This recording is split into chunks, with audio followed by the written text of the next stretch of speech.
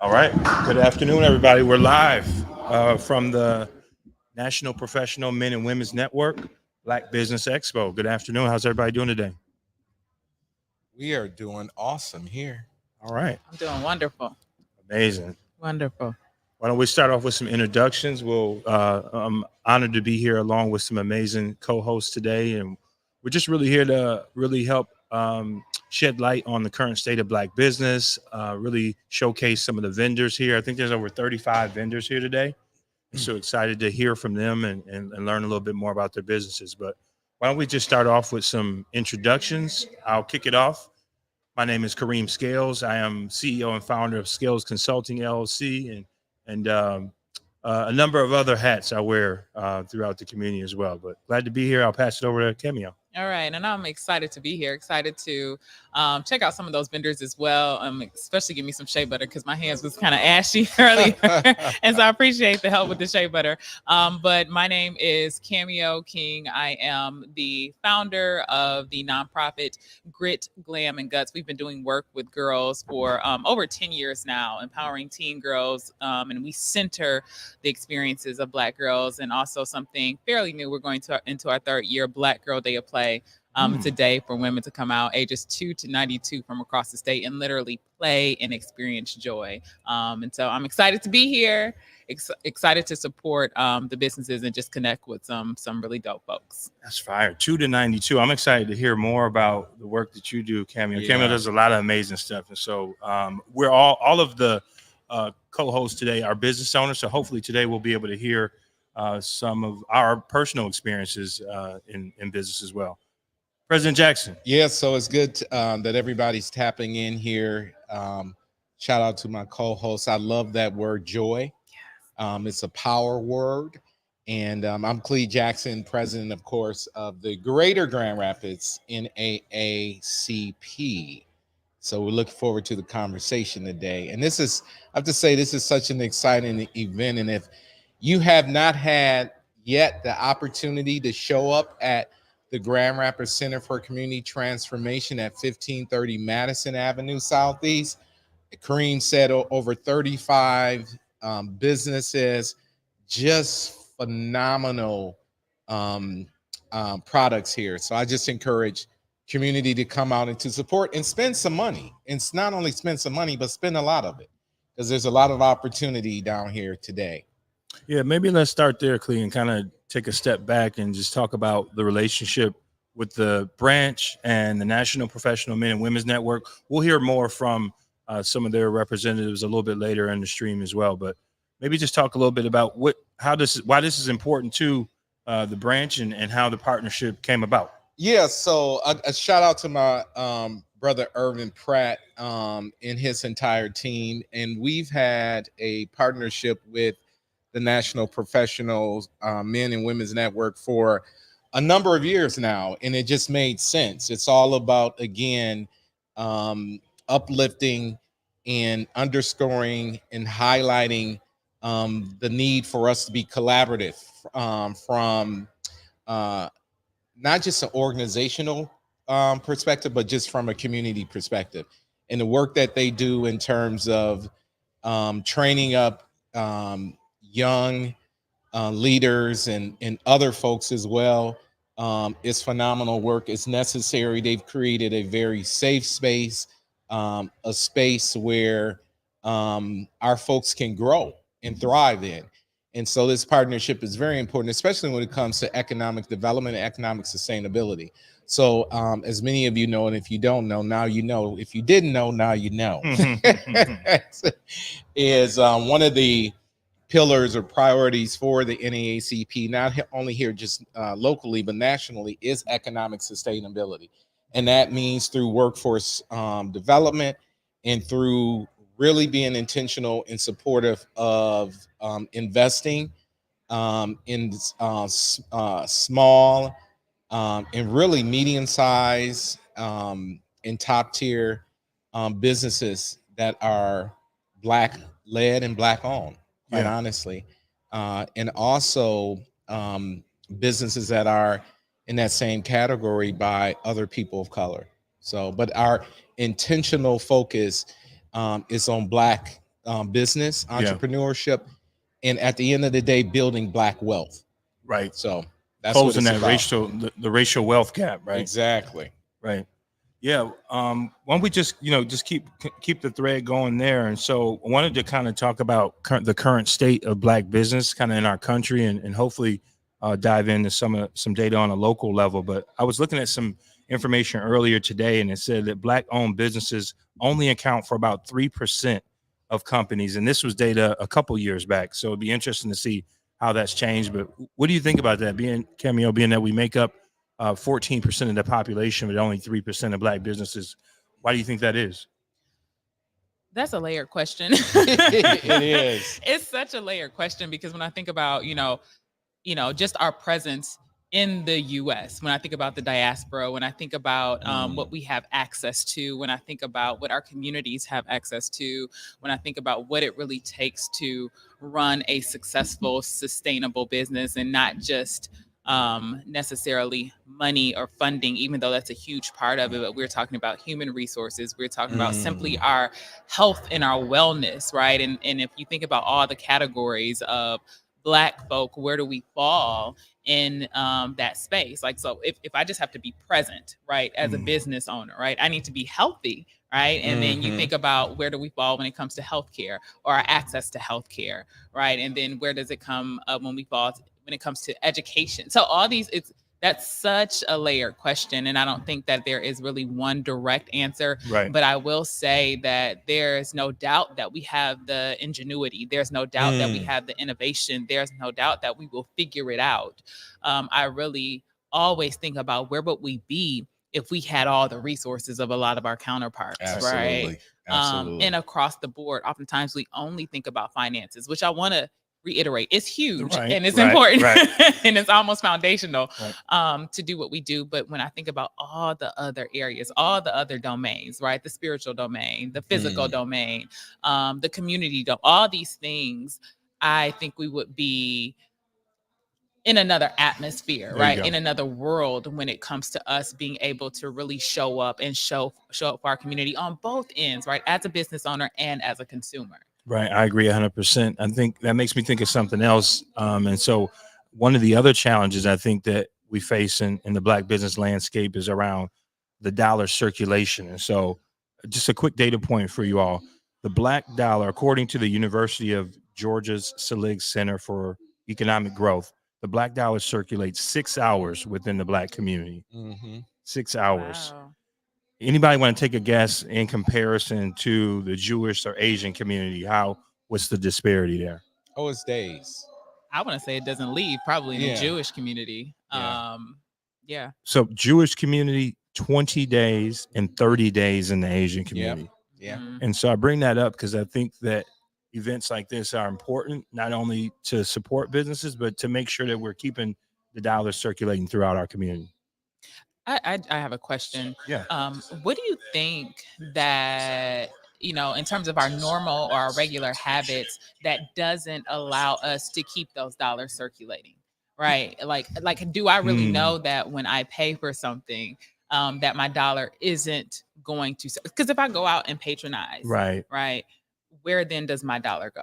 That's a great question. So I think you have to look at the whole ecosystem, right? And so to touch on that first, I think oftentimes what we do, unfortunately, in our communities is oftentimes we'll spend our dollars outside of the community. Right. When you look at companies like, I think it's LVMH, the company that owns Louis Vuitton and a lot of those fashion brands, the Black dollar made up a good proportion of their sales over the last few years. And so wanted to bring that up. But I think you raised a good point, Cameo. Although you spend with a Black business, how do you ensure that dollar is continuing to circulate throughout the community? And so I think that's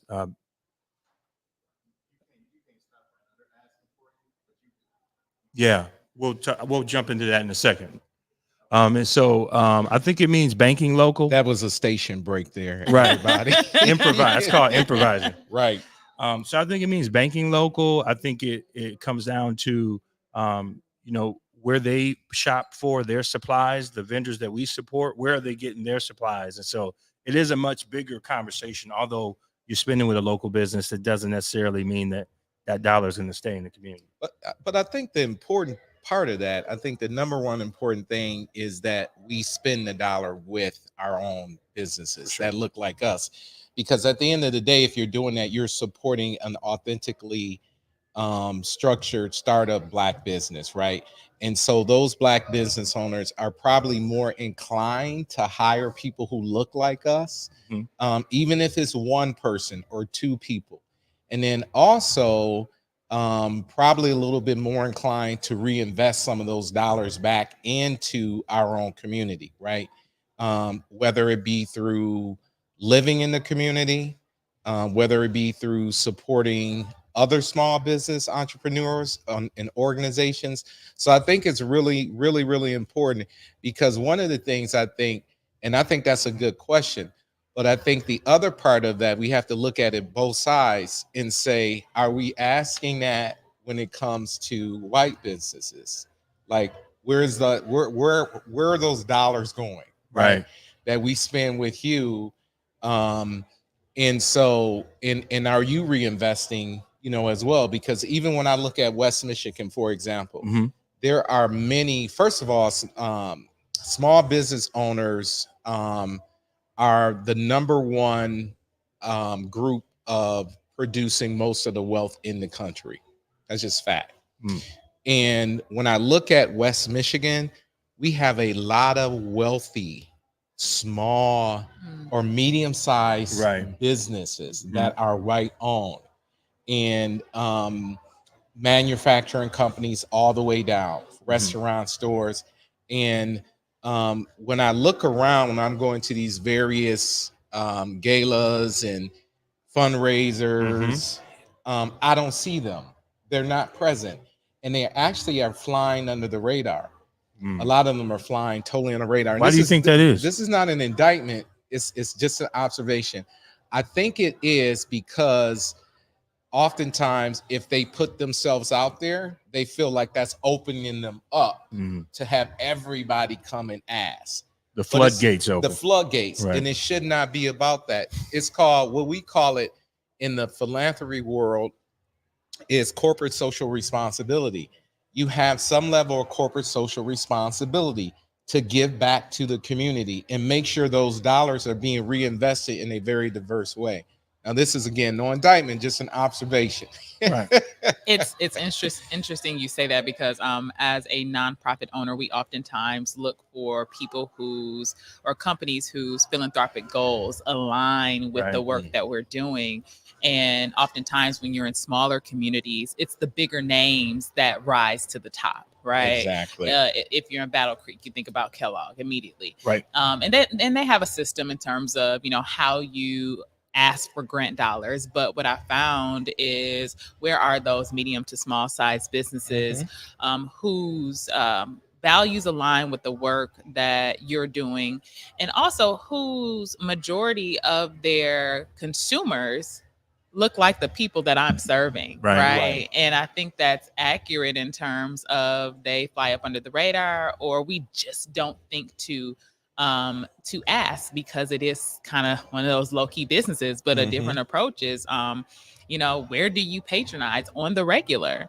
And even asking those questions when you go into the store. Hey, who do you support? What nonprofits? How do you show up in your local community? Especially as a patron. So when I also think about the Black dollar circulating and potentially some power that we have as consumers, is asking those questions. Because if you ask those questions and then I come in next, or I send an email, they'll be more inclined to say, hey, this is something that I need to do in terms of reinvesting into the community and the people that make me make my money. You're right. 100%. That's an interesting way to look at it, right? It's not just about who, supporting Black businesses, but obviously we'll support businesses that aren't Black owned, but how do they then support the Black business landscape? Right. I think that's definitely important as well. But I do think so. I had a conversation with a CEO, and that person will remain nameless, who is in one of the major real estate developers in Kent County. And we were talking about investing in where is the presence of Black and brown businesses in the city of downtown Grand Rapids proper, right? Right. And one of the things he said, which I found very interesting, he said, well, it shouldn't just be about Black business. It should be about all business, right? Yes. So, but here's my issue with that. We get that. Of course, we want a thriving downtown and other thriving business communities like Elder Heights and Wealthy and Cherry Hill and Midtown. But we also need to understand that when I spend my dollar, and which is a lot of dollars in all of these areas, I want to spend some of those dollars with people who look like me. And if there are not business owners in these districts, I at least need to see people who are employed in these different businesses that look like me, at a managerial level and all of the above. So I think again there is a responsibility I agree. to reinvest dollars. And I if I say this wrong, but I believe in the This is a safe space, Cam. Is it? There's a principle I believe in. I believe it's Jewish communities about reciprocation, being reciprocal, about where you where I sow my seed or where I get from, I have to pour back into. And I think that's one of the reasons that they are successful in the work they do. So when you talk about CEOs or corporations who somewhat push back on the idea of I don't, for my morals and values, and again, no indictment on that person, everyone is on their journey, but it doesn't work well in a successful, thriving community when you're simply just taking. And so I think that's an opportunity to really invest in what's coming next for your business. And I think that's how enough businesses function, because they know if in 10 years I haven't poured back anything into this community, how will I find my next, CEO? How will I find my next manager? How will I find my next person that literally keeps my business going, flowing, and thriving? That's a perfect segue, because I wanted to touch on something else as we talk about the current Black business landscape. I think a important part of this discussion as well is the types of businesses that Black folks typically gravitate to. And so, Clea, you mentioned when we talked before around being intentional about investing in businesses that are scalable. And I think to your point, Camille, oftentimes that comes from having mentorship.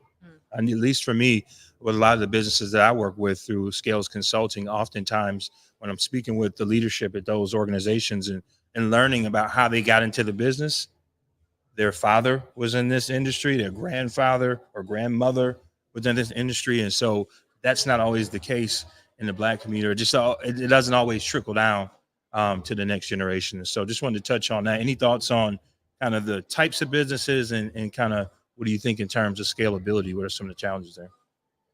I think if you have a viable product, a good product, I'm trying to think of some of these national brands that, they can sell anything from popcorn to cookies, right, and be a multi-million-dollar business, right? Right.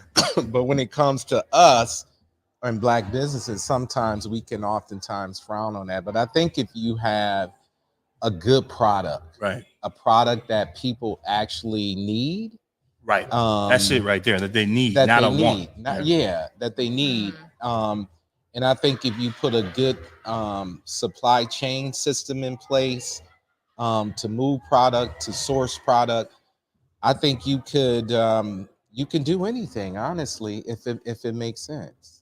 I want to add a little bit to that when we think about how businesses become not just successful. So we want to define success, but how do you begin to branch into that wealth space, right? What does that look like? And so there's a business. So I love cheesecake. There's I'm there with you.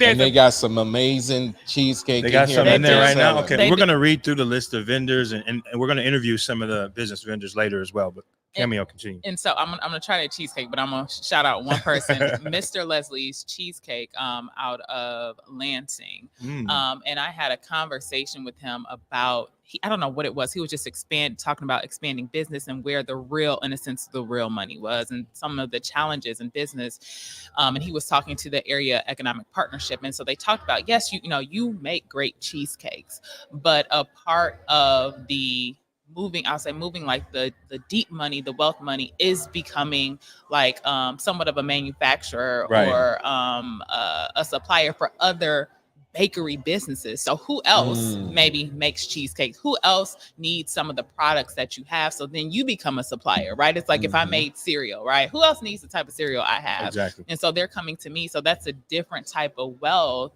somewhat of a passive income that you can that moves past the direct product. That's good. And so just thinking about it in that space too, not to say it's easy to move in that space, right, but just another nugget when we think about how do we really build these businesses that will live past us and will do work for us when we in a sense don't have to put in that hard labor, that manual labor. Yeah, I think what you're talking about is it makes me think of like, business to business sales, right? Instead of always direct to consumer sales, right? And I think that speaks to, some of the issues around scalability as well, as people always don't think in that light.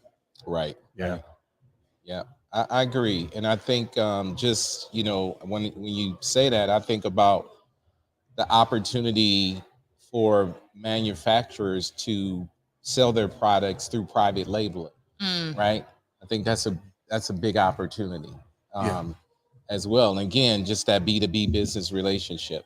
But again, at the same time, we have to have people that understand the importance, again, of providing an opportunity to do business with each other.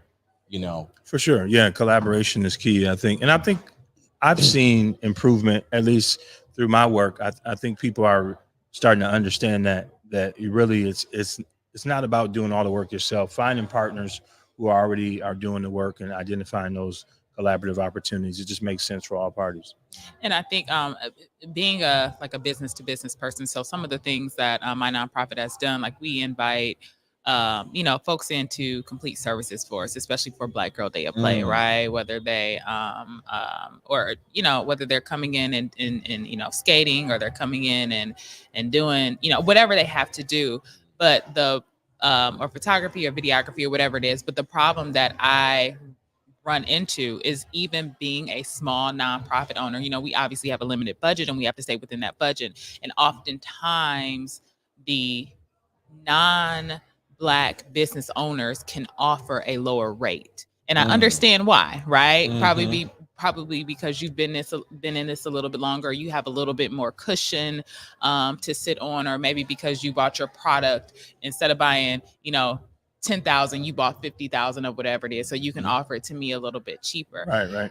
And I understand that to be like, because oftentimes I'm like, well, what do I do? Because I do want to support you, but it's cutting into my budget, right, And I think that's also when we talk about business to business, right? Because I want to be a smart business owner, because I'm employing people as well. So how can we massage that relationship? Because I know if I also ask you, which I never do, and I don't want to, but ask you for a cheaper rate, I'm like, how are you gonna ask me for a cheaper rate? So I think that's also a part of the conversation when we talk about circulating that dollar. For sure. And now, on that note, I think before I want to go grab some of our vendors and hear from them shortly, but you touched on Black women in entrepreneurship. And so I wanted to see if we could take a little bit deeper dive into that. I just found this statistic here. Black women are the largest. Where is it here? Black women are emerging as the fastest growing group of entrepreneurs, and they make up less than 10% of the population. I think that's amazing. I'm just wondering, what are your thoughts around that? The Black women leading the charge in our community in terms of entrepreneurship, and what are the opportunities for, continuing to expand that growth? I'm gonna let you take that. Why? As a Black woman owner. Because Black women are magical. Right.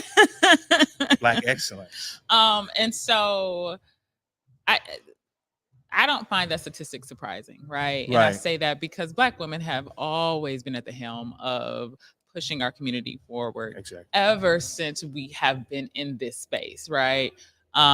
We have been the community keepers, the community curators, but oftentimes we haven't necessarily bared that title on our chest for whatever reason. And so it really doesn't surprise me that when we need something, whether it is resources, whether it is finances, we figure it out. And I think one of the ways we have figured it out is, well, I can start my own business, I can do this. Or even the fact maybe I was forced into this space because of all the other isms and the structural racism, structural sexism, all these things. I wasn't able to perform like I know I can perform in some of these spaces and contribute to my community. Or again, I simply saw a need and let me fill this void, let me fill this need. So I don't find that surprising. And then in addition to that, knowing that Black women are still one of the most educated groups in terms of degree holding people. And so we have the knowledge, we have the skill set, but pushing back a little bit on that, Black women's businesses are also at the bottom of the ladder bucket. I'm not good with those sayings, but I'm gonna make it up. Right. Yeah. When it comes to funding from venture capitalists or angel investors, and so I think we're out there, we're doing the work, but we're doing it very much on our own. And again, kind of what I led with, not with the same strength, not with the same resources as our counterparts, right? Sure. And so how much funding are we getting? We're leading the pack in starting businesses, but how much funding, how much support do we really have? And I think that's also a part of the conversation, and something I think you and I briefly talked about. Arian Simone.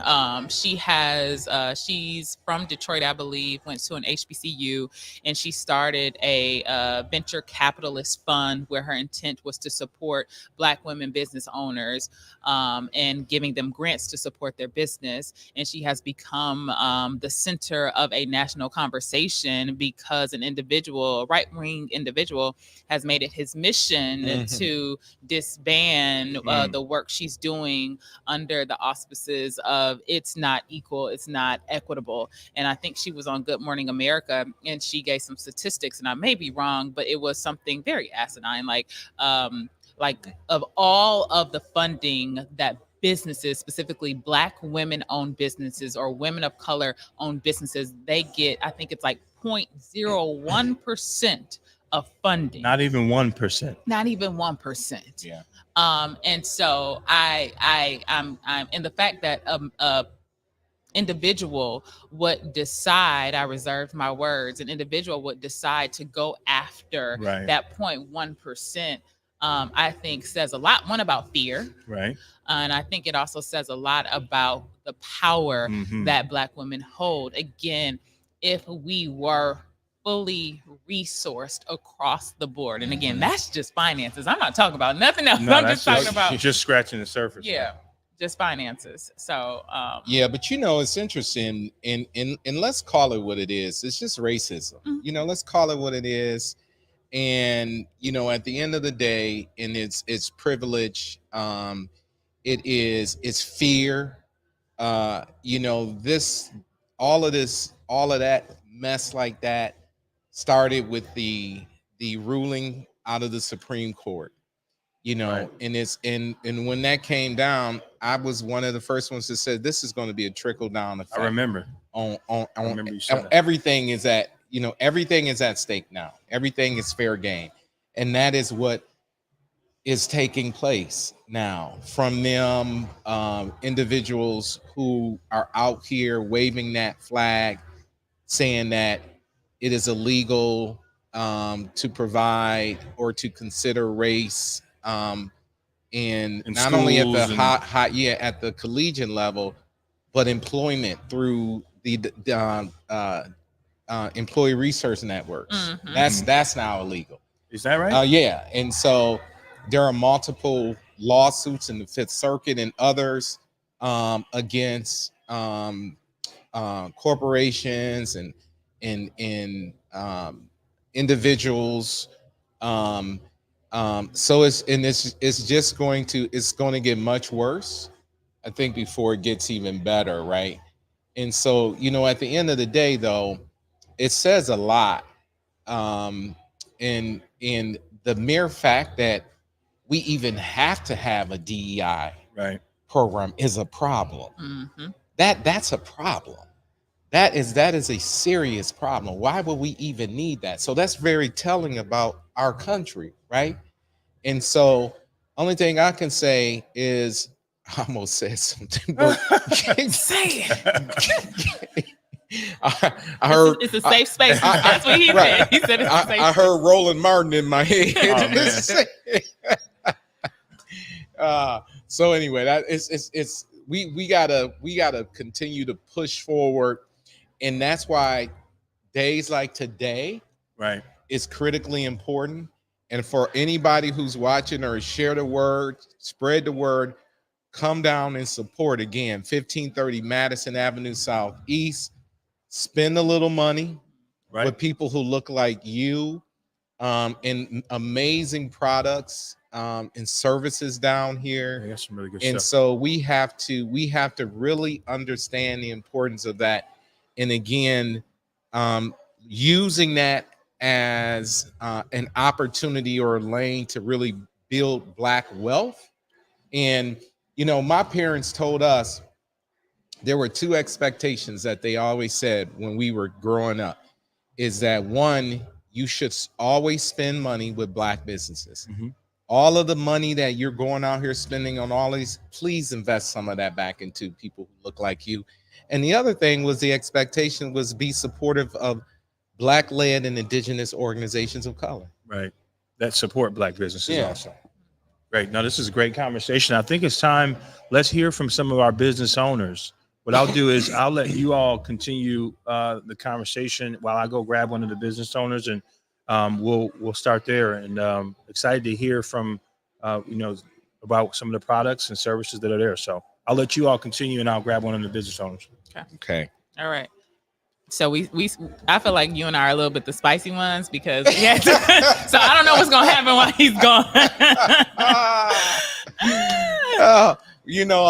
I'm sometimes accused of being controversial, but hey, I'm here for it. I'm here for it. It is it is what it is. And everything I say out of love, and I say out of respect. But sometimes, and all the times, my motto is that you got to speak truth, and not be ashamed and fearful of speaking truth, because we have to know that in order for us to change, we have to do that. So you talk about speaking truth, and we're here at the Black Business Expo. What do you think is a piece of truth, or a truth that has been shared with you, that you think a lot of whether it's Black business owners, whether it's consumers, whether it is the community, that we need to know, or that kind of I don't say goes over our head, because I know we're not a monolith, right? Right. I know there are nuances to everything, but is there a piece of truth that you have seen, that to be tried and true, that impacts Black business owners? Absolutely. So one of the things is that the lack of access to what we consider commercial capital, right? Mm-hmm. And so I say this from my own personal experience as well. Oftentimes when we're looking at building businesses, we're just a fresh startup, and we want to compete in these multi-million dollar products. The first thing they ask, well, how long have you been in business? Mm-hmm. What's your network? Are you bonded? Are you certified? Give us a list of references that you've done this type of work with before. And who in the hell can do that? I mean, literally. Mm-hmm. And just starting out, right? And so I think a lot of that, and a lot of those questions, are rooted in institutional and systematic racism. It's just hands down economic racism. That's it. Without saying and understanding the importance of building, again, a diverse and a very powerful pool of businesses in these diverse communities, right?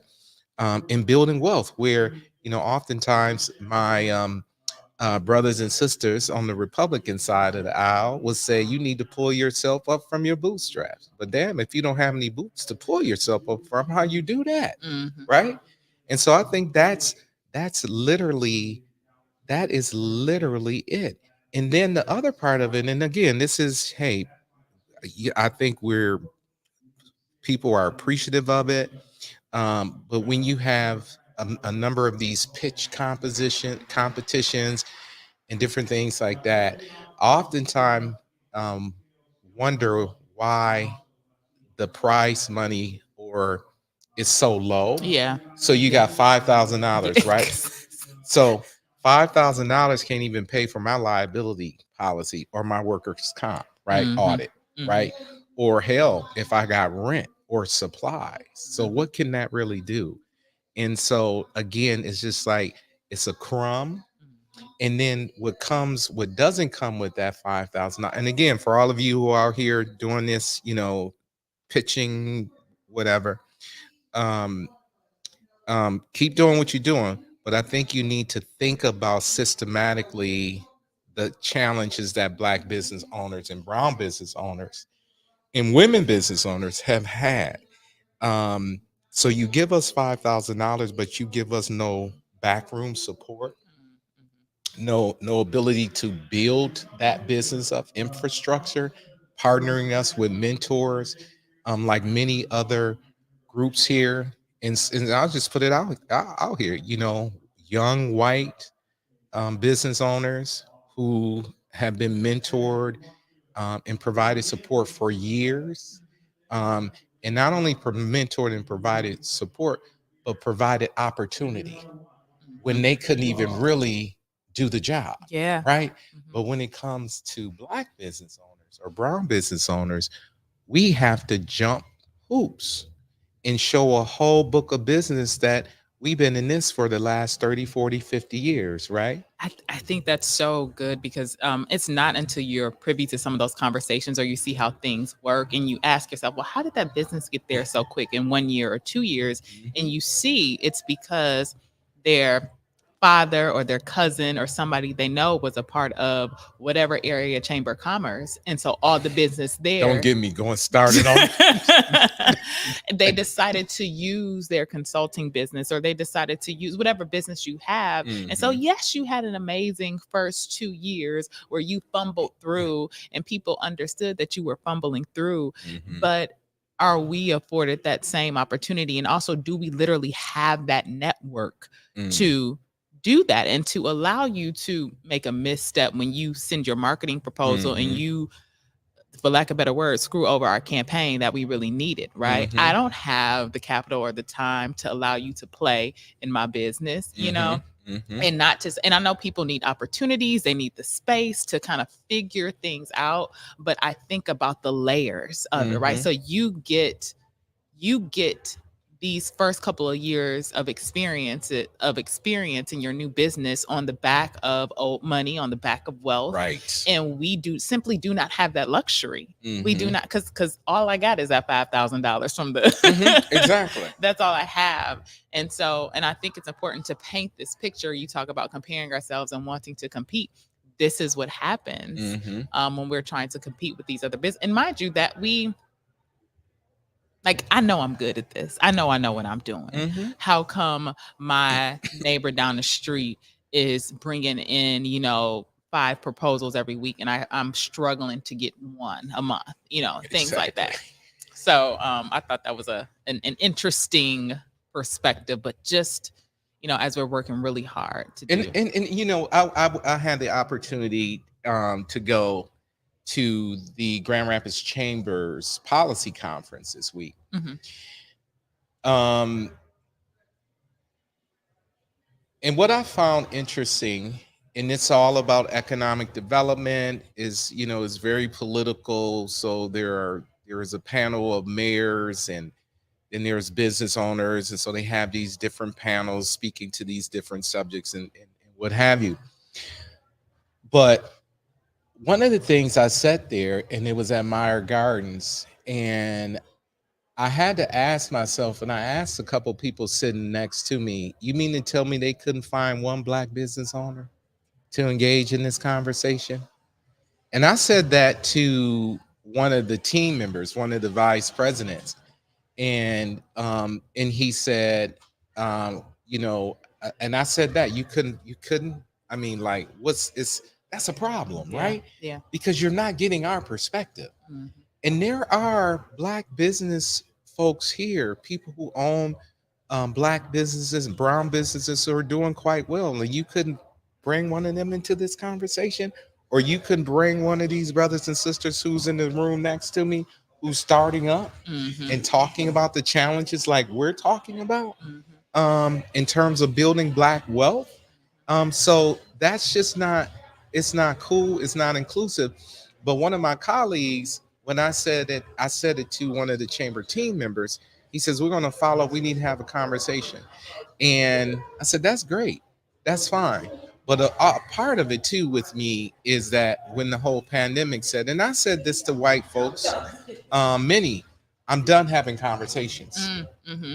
Mm-hmm. I'm done telling you how to do and what to do, right? In terms of what's righteous. So we kind of over that. We done with that. Yeah. And so, but I said to the chamber staff person is that you have to be more intentional. Then I thought this was really good. One of my colleagues said they are being intentional. Isn't that something? Right. I didn't want I don't wanna say I didn't want to go there, but I was gonna say it's, you have to be so intentional, right? You have to put in the extra work, because we are not, like, we're creatures of habit, and we go where we are affirmed and where we see ourselves. So if you're naturally not in the Black community, you're going to reach out to your network, right? So you have to be so intentional. Let me go and do something. Right. Let me go and step outside of my circle so I can ensure that I am being inclusive of this space and really honestly lifting up the entire community. Now, I joined this conversation midway, but I think I know where y'all was going with that. It's kind of like when they say the system is broken, and we say the system, it's actually not broken. It's functioning the way it was intended to function, Yeah. and for who it was intended to benefit. But we're going to make a quick segue. We want to hear from our first business vendor. And so I'm going to step out of the way. I'll let you all talk with her first and we'll jump in. But I want to introduce Tally. She is the owner of Shea Butter Cups. And so we'll hear from her and she'll talk a little bit about our business. Good afternoon, everybody. Hi. Good afternoon. Did you bring some shea?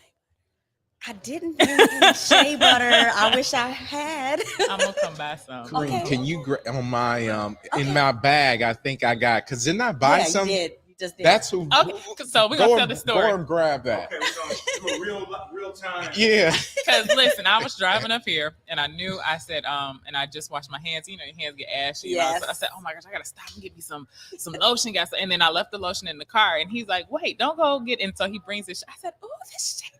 It's so good. I love that response. It's like, that is like the common response. People are like rubbing it on their hands and they're like, ooh.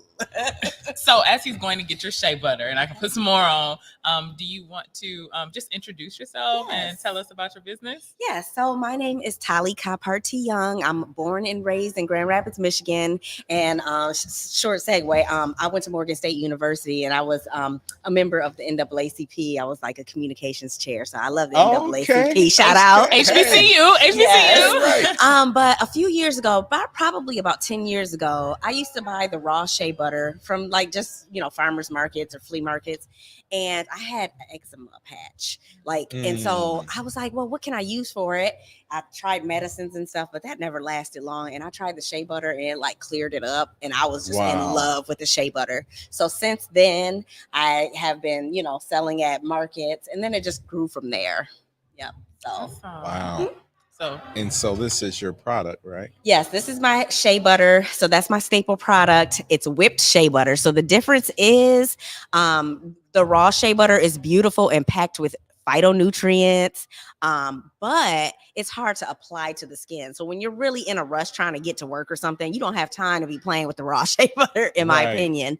So what I said was, man, if we could get it easier to apply to the skin and we can add some fragrances and make it aesthetically pleasing, then I just think I have something. So I created my own whipped shea butter, and the rest is history. And so, what's when you're making these? I don't know if you're hand making these. I just imagine. Yes, I'm hand making them. I have my mixers all out, and so as you're doing this, like, what are you thinking, right? Because I think there has to be a level of love, care, and dedication that you're putting into your product, especially since you had your own personal experience with it. So can you talk a little bit about that part, the intangible? Yes. Well, definitely when I make my shea butter, I do it with love. And that's the one thing I say oftentimes, like, this is homemade with love. And because I know what it's done for me, I just want to share that with other people. So when I'm making my shea butter, I'm just thinking about, okay, you know what, these are pure ingredients. Everything on here you can read. There's no dyes, there's no fillers and things like that. And That's I what just I was going know to that ask. people I was are going to ask that as well. Yeah, there's no fillers. And so, it's just a good product because a lot of times when I used to go to the stores, I used to have sensitivities and breakouts. I've gone through it all. So now it's just nice to have a product to put on the market that I use myself. And I get to share with people. Like, they don't have to go and experience all of that. I'll take care of you. So when we talk about doing it with love, that's what I'm thinking when I'm making it. Awesome. Can we get this? I know I'm gonna go. So just can you just put one aside for me? Oh, I sure will. I just don't want to sell out, and then I'm running for the last one. But can people get to this online? Yes. So my website is www.sheabuttercup.com, and I am on Instagram. So my handle is Shea Butter Cup, and then on Facebook is Shea Butter Cups by Tali.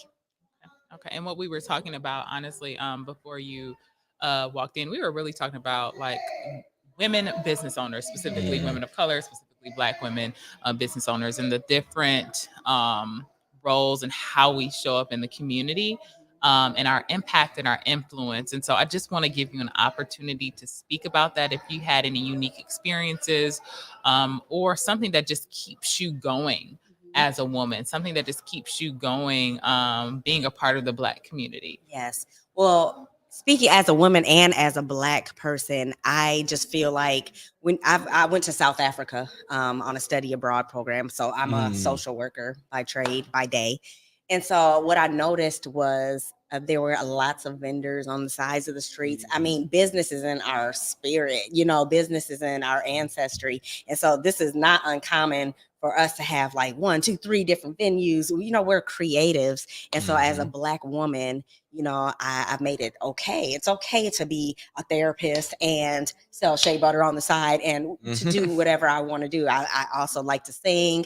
And so, it's okay to do that because a lot of times people want to give you one track to get on and stay there. You don't have to do that. So, being a Black woman, that kind of, that's in my spirit. Thank you. You're welcome. Thank you. You got some questions? No, I just want to shout you all out for doing this, and it's important. And what I do have one question in terms of what has been your biggest challenge? Biggest challenge. Well, okay, so my biggest challenge is just knowing what to do next, how to scale my product. Yeah. I did participate in Spring GR, got a shout out Spring GR Grand Rapids. That gives you a lot of tools and things. And there's a lot of entrepreneurs who are giving back and who are providing mentorship even beyond the program. But one thing that has always been a challenge is like, what if I grow too big? Will I have, the money? Will I have the resources? And I have found resources, but like, it's just like, will I have the manpower? So I think that's just been the biggest challenge, just myself, fear of growing. Last question in that same space of challenge, what do you see the greatest opportunity? So I'm gonna repeat that so people can hear it. And so we got a question from the audience. But Kareem has, what do you see as the greatest opportunity? Well, the greatest opportunity, I think, is that we are in a time and place where we are speaking up as people of color, and we're saying, you know what? We are not getting the opportunities. We're not offered the same opportunities, or maybe we're not being, people aren't sharing the resources that are out there. And so we've raised our voice, I think, since like after COVID and stuff, and all the violence and the gun violence. We're saying, you know what, we want our seat at the table. And so I think that's the greatest opportunity, is that people are listening, and with, you know, the diversity, inclusion, and we can speak more about that. But I think there's an opportunity for Black businesses to grow, because there's more grant money, more funding out there for us. Mm-hmm. That's good. Awesome. All right. Thank you guys for having me. Thank you. All right. Thank you for hosting. Oh yeah. Yes. So again, we're here at 1530 Madison Avenue Southeast, the Grand Rapids Center for Community Transformation. I believe we'll be here until 4. The 4:30. Expo, I think, is going to go until 5 today. Okay. But I don't know, we'll play it by ear how long we'll continue the podcast, but definitely come out and support these businesses. Again, as President Jackson mentioned, we're at the Grand Rapids Center for Community Transformation. There's over 35 vendors. You're going to hear from some of the other vendors here shortly. One thing that Tally said that was really important to me was when she spoke about wearing multiple different hats, right? And really championing that. I think too often most people think that you have to be so linear and that you can only do this one thing. And so I thought that was really profound, you know, that she's really championed it. In addition to being a social worker, I can sell shea butter on the side and whatever else I choose to do. The average millionaire, I think they say, has 7 streams of income. That's probably changed. The last time I saw it was 7. It's probably 10 now or something. Right. 20. I'm just saying. I don't know if it's true, but I believe it. Yeah, multiple income streams. Yeah, so we're going to hear from some other vendors here shortly. Just a moment. You all continue the conversation.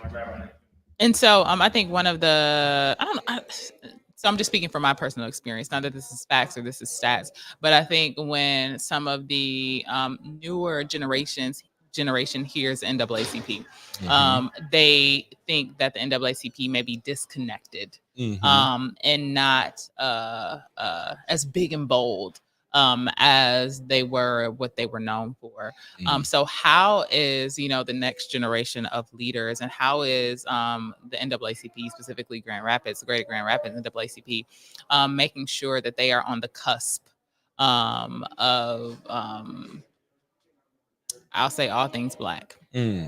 That's good. That's a good question. So I'm an NAACP baby.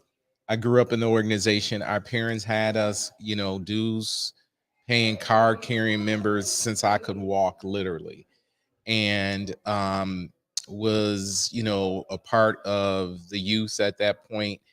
Then went to college and got involved in a lot of other student organizations. Really fell off for NAACP, but I was still a card carrying, dues paying member because my parents kept it up, and I would get my card every year. Here's your card in the mail, and so coming back here to West Michigan, working for a healthcare provider. And then on the provider side of things, and then going on the community relations side. And the branch here was one of the community partners that was a part of my portfolio that I managed. So that's really how, and even before that, I still was financially supportive, but just wasn't really active. So I started to really get reconnected. The immediate past president, President Lewis, and I became very close. I tell people I became her driving Miss Daisy. She didn't drive at night or anything, and started to, and I told her when I started to get involved, it is so critically important that we have a strong NAACP in West Michigan, in Grand Rapids specifically. So started to really kind of help her restructure, reposition the branch, and reintroduce the branch. And I knew a part of that was getting younger people involved in creating that pipeline. So I started to help her do a lot of work around, issue-oriented work, education, healthcare, those sorts of things, economics. And then in 2013, she appointed me as the first vice. And then in 2014, 14, she started to have health challenges, and that was going to be her last term. She had been president for 17 years. Oh wow. And so she had called me, and actually called my CEO in, or president, for the company that I work for, and said, "Hey, I want Clee to come out and talk." And I didn't know what she wanted. And she said, "I think you're the next president." I said, "No, I'm not that guy. That's not me. I don't want to do this at all. I'll find somebody for you, but I'm not, I didn't want to be out here like that." And so I says, "But what I'll do, I'll give it the 24-hour rule, 23-hour rule, come back and we'll see." And she had that first vice. I said, "Well, appoint me as a first vice." And then she was setting me up, because I didn't know if her position became vacant, then I would automatically try to essentially become the president. So that happened in like February, March of 2014. She appointed me as first vice in October. So one of the things I have been done in terms of my leadership, I think Kareem can speak to this as well, is I've been very strategic in making sure we engage young people, youth and young leaders. Currently we have on the books about 150 youth council members, ranging from 14 all the way up to 25. Very dynamic, very fired up, doing a lot of stuff out here. And in us, I think with the NAACP, is we have to really learn how to allow these young people to lead. Yeah. But not only to lead, to provide them resources and opportunity. There was, I'm sure it's been over the news, there was an issue, a rally, a protest at Grand Valley from some of the Black students. And those young people, we had the opportunity to sit down and help kind of consult with them and direct them.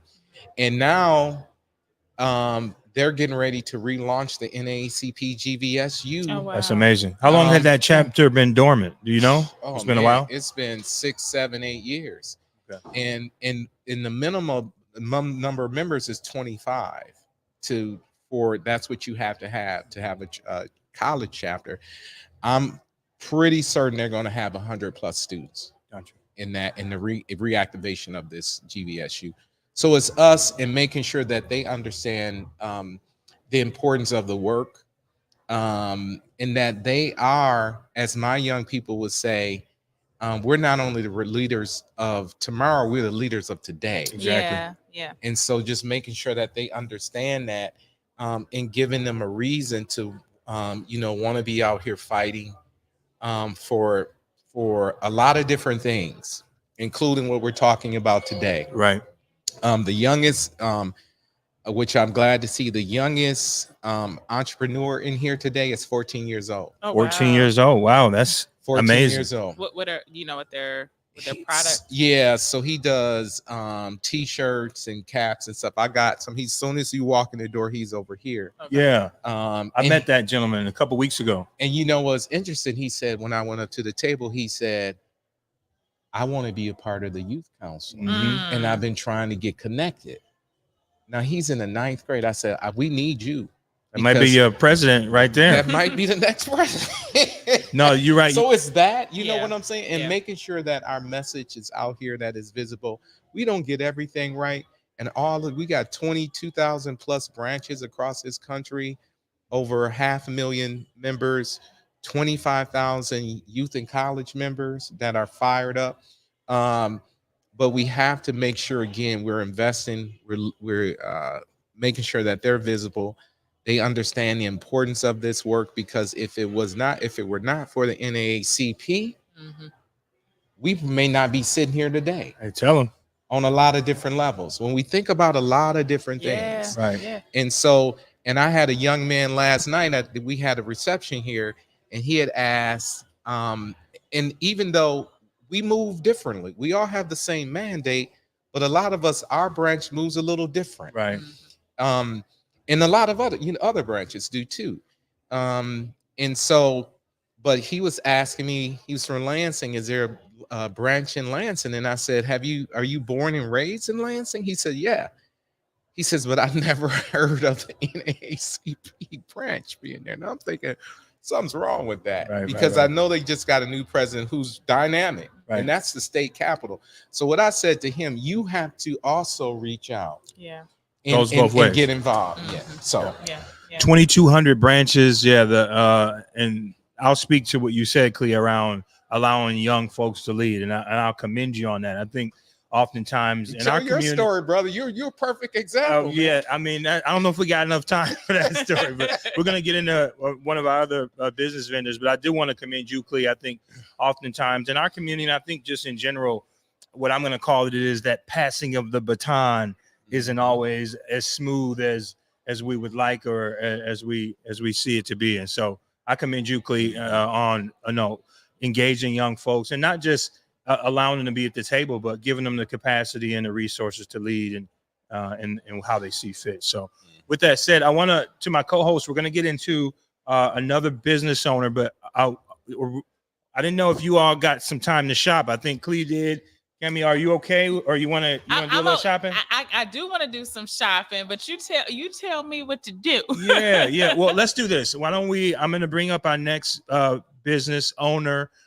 You all ask her some questions, and then from there we'll allow you, Cameo, to kind of move around, do some shopping, and then maybe you can come back and we can show some of the products that you purchased out there. Definitely. So with that, I'm going to bring up our next guest, or excuse me, the next interviewee.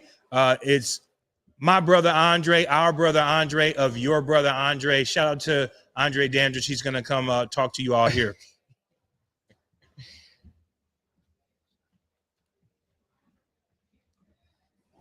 Hey, beautiful people. How are you? How you doing, brother? I'm fantastic. Doing well. Good, Awesome. good. You want to introduce yourself? Tell us about your business. So I wear many hats, but today we're going to talk about my pride and joy, my personal business, yourbrotherandre.com. I am an attorney by trade, intellectual property, specifically trademark and patents. Born and raised in Detroit. I'm the oldest boy of 10 children. Went to a Big Ten college here in the state of Michigan and had a very unique path. I'm all the way city. I'm from the west side of Detroit. Hey. Went to school on the east side of Detroit. Hey. During the 80s. So anybody who grew up in Detroit during that time understands the challenges, what it means to be a regular dude from Detroit. So what high school did you go to? I went to Martin Luther King. Okay. Hey. You're like, I'm all in that's there. Black and gold. That's right. I was about to say, what neighborhood on the west side? I'm so I had two different neighborhoods, but between Puritan, off of Puritan between Greenfield and Southfield. Hey, I went- 7. I set up a 7 Mile in Southfield. Yep. So and then also off of Puritan and Linwood. So Okay. Yep. So yourbrotherandre.com really highlights the books that I wrote recently, and some worked with teen and young fathers for a long time. So I have some courses coming up for teen and young fathers, but because of my background, my family, when I graduated from law school, my wife had a business law firm. So that's how I got involved in business law, corporate law. She taught me everything I know. She can say that literally when it comes to that. Yep. And so I've always been there, but using my skills and talents to help our community, the Black community specifically. So I decided, after years of work in the community economic development, I worked for CDFI in Miami, and bringing all this stuff together with the intellectual property, I decided to start writing books. So I wrote a book about specifically because and I don't have my cell phone, I left it back at the table, but we have a lot of people on Instagram and all the social media, and they're showing their logos and they're sending it all over the internet, interstate commerce, but they don't have trademarks. And I wanted to explain how important this is. And I found that in business owners, specifically in our community, they leave that until last. Well, historically, our intellectual property has been stolen. Right. And people have made billions of dollars with a B off of our intellectual property. So I wanted to make sure that people who, we're very creative people. Our culture is pop culture. So it's going to be popular in the future. So take advantage of your intellectual property. So I wrote a book, Real Bosses, Protect and Trademark Their Brand. And then I wrote a book about that incorporated that book along with business formation, copyright information, access to capital, business ethics, the mental and physical health of the entrepreneur, which is very important. We forget, we talk about grind, grind, grind. That's cute until your heart stops. Right. Right. Exactly. So you have to understand that there has to be a balance in your life. So I wrote about that as well as the spiritual development of the entrepreneur in my latest book. And then before that, I wrote about the experience me and my friends had at being high achieving high school students going to a Big Ten university coming from Detroit. What that transition and that experience was like during the 90s. Are you intentionally leaving out the name of the Big Ten I mean, university? because I do it on purpose because I don't necessarily, a lot of people had certain experiences in their college. Right. I don't think that, though I loved my friends and the experience I went through, I don't think that the administration didn't really love us. Okay. So I don't really try to give them any props. Okay, awesome. Sounds good. Sounds good. I have a thank you for sharing. I have a lot of questions based on the work you do, because intellectual property, I think, it's huge for our community, and exactly how you define intellectual property, especially we're in an age where you literally put everything out on social media. That's a part of your business. You can write dang near dissertation after you catalog everything you've written over the course of 5 years. And how can you say that this is mine and someone can't come and say, actually, no, it's mine. And I also think about so many thoughts going through my mind. I recently saw a story about, I don't know if you guys are familiar with mambo sauce. It's like a popular sauce. So I went to Howard. Oh yeah. And sounds familiar. In DC, and the story was about essentially how a Black man started this mambo sauce, putting it on fried chicken. Oh yeah. And essentially somebody else, non-Black person, came and trademarked it. And he would be probably a billionaire by now if he would have trademarked it. But at the time, we talk about resources, and we even talk about how do you, when we think about recipes and ingredients and just all those things that go into, I'll call it the intangible part of it. How do we begin to know, or where do we even start with knowing this is property that I should protect? And it starts with, I mean, if when you create something, right, specifically like a recipe, for example, I mean, it automatically gets copyrights protection when you write it down. But you cannot stop, you cannot call infringement unless you register it with the U.S. Department of Copyright. So you can't stop it. The same with a trademark, right? If this guy was using this mark to make himself distinct in commerce, but he never filed a federal trademark, then you unfortunately, that's the way the law is. If somebody does it before you, generally speaking, and you can't protect it. So when should they do it? As soon as possible. Right. As soon as you want to put, because if you think about all the effort and the things that this person will use the mambo sauce, for example, right? And they realize he really had something that was awesome, but he didn't protect the intellectual property. So if he would have done it early on, there is an expense, but what they've done, the United States Patent and Trademark Office, they made it cheap for inventors to do it, or the entrepreneur to do it. They might not know how to do it technically. Right. But they made it reasonable cost. So the expense is not so much that you can't afford it. But this is what I always say to people, right? I can change the transmission on my car. Like, they got books I can read. So I can go through the book and say, okay, take this nut off and screw this in and take that off, and literally learn how to change the transmission on my car. But do I want to spend 6 months learning how to do that? Right. Right. So invest in someone else doing it. And now it's much more affordable than when I started in 2003. Wow.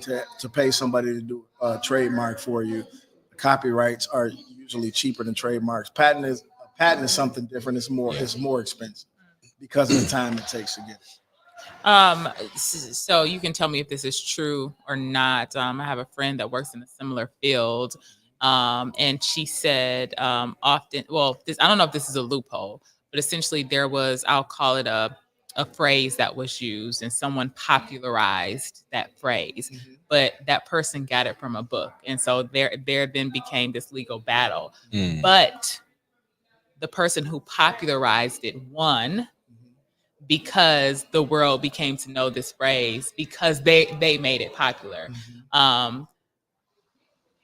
Wow. I'd be pissed if I was if I was the person Come that on wrote now. it, For sure. right? Because we understand that's wow. what happens. That's what happens a lot. But can that happen? Like, yes, I've been working my life off, and maybe I don't have as many people behind me or supporting my product, or maybe it's just statewide, but it's not national or it's not international. And someone comes in and say, "Hey, I'm Miss Popular, and I can take this worldwide, so it's mine now." Unfortunately, and this is what I told my children as they got a little bit older, there are some people in this world that just don't care about you, right? And there are people in this world that are just crooks, and they will literally Right. steal your invention, steal your property. So yes, it can happen. In one of our, we're talking about Black people specifically, we are generally, and I've lived in different places in the country, but generally every place I've lived, we've been number one in poverty. We've had the lowest household income, average household income. So these type of things of being able to afford legal representation costs money, right? So that's why. So even if the popular person might have had more money to make the legal battle go longer, whereas the person that wrote it in the book just didn't have those funds to go to battle in the legal arena. So that's what happens to us a lot of times. Yeah. Right. But there are resources out here now if business owners want to know. And this is why I wrote this book, to make people aware, right? Because a big problem is we're not aware, right? So think about the music industry, right? Think about our most famous musicians, Prince. We'll just use Prince and Michael Jackson. They made a lot of money, right? But they were still artists. Imagine how much the record companies made off of Prince and Michael Jackson, right? So they were able to eventually get a lot of their IP rights, but they're unique artists, right? Most artists, they just lose, and these people steal their stuff, right? So being aware is something that I wanted to make sure people were. So I said, okay, let me write a book. And I wrote a book, and I wrote another one, and I'm selling them here. Come check it out. They're on my website, yourbrotherandre.com, and All right. So yourbrotherandre.com, intellectual property, trademarking, copyright infringement. If you need a lawyer, well, I'm not. Well, presently, I don't practice anymore. I'm in a different phase. I'm the executive director of a nonprofit here that's doing great things for Black people called NEA Center, and that's something else that I do.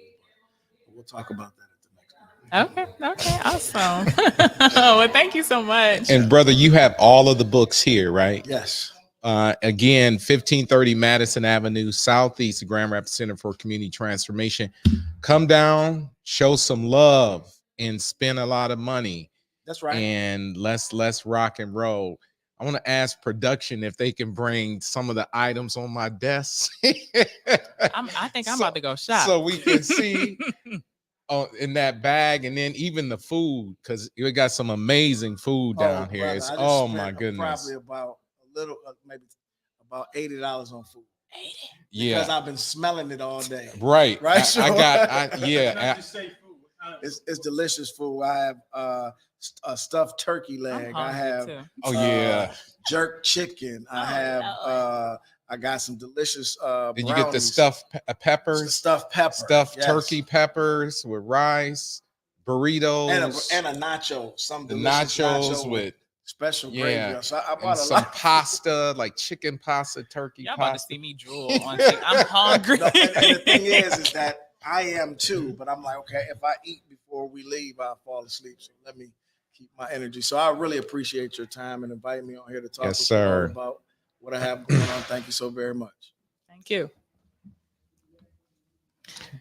All right, this is good. Yeah. We are bringing up our next. Yes, we are. Shout out to Andre. I mean, he's pretty humble brother. I mean, Andre does a lot of amazing work. So I'll encourage you all to check him out. But as we're doing that, I'm going to go grab some of the products. We're going to let Cameo do some shopping. But before we do that, I want to welcome up our next business owner.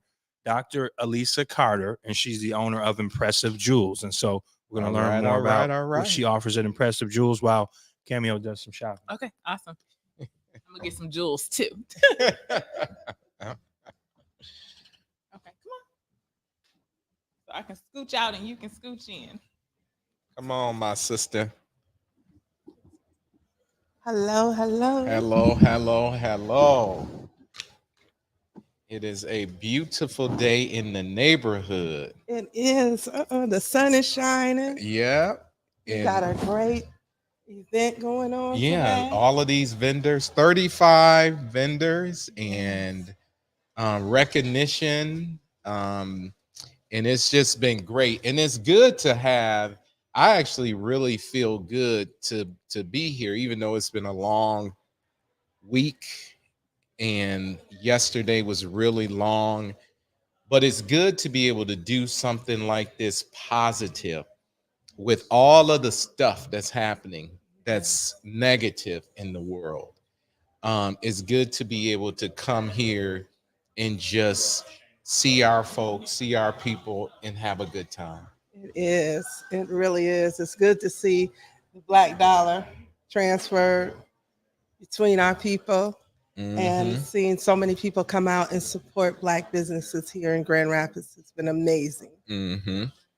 Yep. And so we're here. So all of you who are watching, spread the word, come through. We're here, I think, till 5:00. Yes. Again, the address, Grand Rapids Center for Community Transformation at 1530 Madison Avenue Southeast. I think we're going to go ahead and get started and continue the show. And we can pass those products. Oh, we can keep the products over there for now. Okay. You already, are we done already? No, we're not done. Oh, okay. We're waiting for you. All right. We've been talking. Okay. And you want to go ahead and introduce yourself, sister? Okay. Again, my name is Dr. Elisa Carter. I am the CEO of Impressive Jewels. And one thing I like to talk about when I talk about Impressive Jewels is that it's fun, Yeah. it's fabulous, and it's affordable. So do you that. do you make like custom jewelry, or kind of talk to us a little bit about your process and what made you get involved in this? Okay, so I don't make the jewelry. It is a line from Paparazzi Accessories, which is And we have some product here that I purchased. He did. He got some bracelets, right? We have some the beaded bracelets, as well as we've got the copper. We've got a number of different jewelry items for men, women, and children. Everybody. We We got a little for everybody. Yeah. Yes, and the price point of our jewelry is $5 across the line. Oh, sweet. So the business has been in, the parent company has been around for 11 years, and they've never raised the price of the jewelry. That's amazing. In 11 years? 11 years, and they've never raised the price. So we have our main line, everything's $5. All of our necklaces come with complimentary earrings. And then we have a signature line that's $25. I'm going to bring that up to the camera. Yeah, so that's one of our men's bracelets, very popular. And You talked about copper, and I know a lot of people are getting more interested into some of these more, what do you call it? Holistic and crystals and yes, all that good stuff. so a lot of people believe that there's a lot of health benefits to wearing copper. So we do have in our jewelry line, we have the silver, gold, copper, gunmetal, which is like a black and silver mix in a metal. And then we have the various stones in the jewelry. So copper is a big seller because the belief that it has in the healing process. Right. One of the things I like to say about the beaded bracelet that you have is those black beads are actually called lava beads. I see it. And so we sell them a lot to both men and women because people are into the different oils. Right. So a lot of people are afraid to speak in public. So, but there are oils that you can use, right, to calm the nerves. Right. Oh, really? The lava beads will absorb the oil. So people can put those on, and before they speak, they may rub their ears or whatever, and they're taking that secret whiff right? know that. To Okay. calm themselves down before they speak in public. Wow. I just So- learned something new.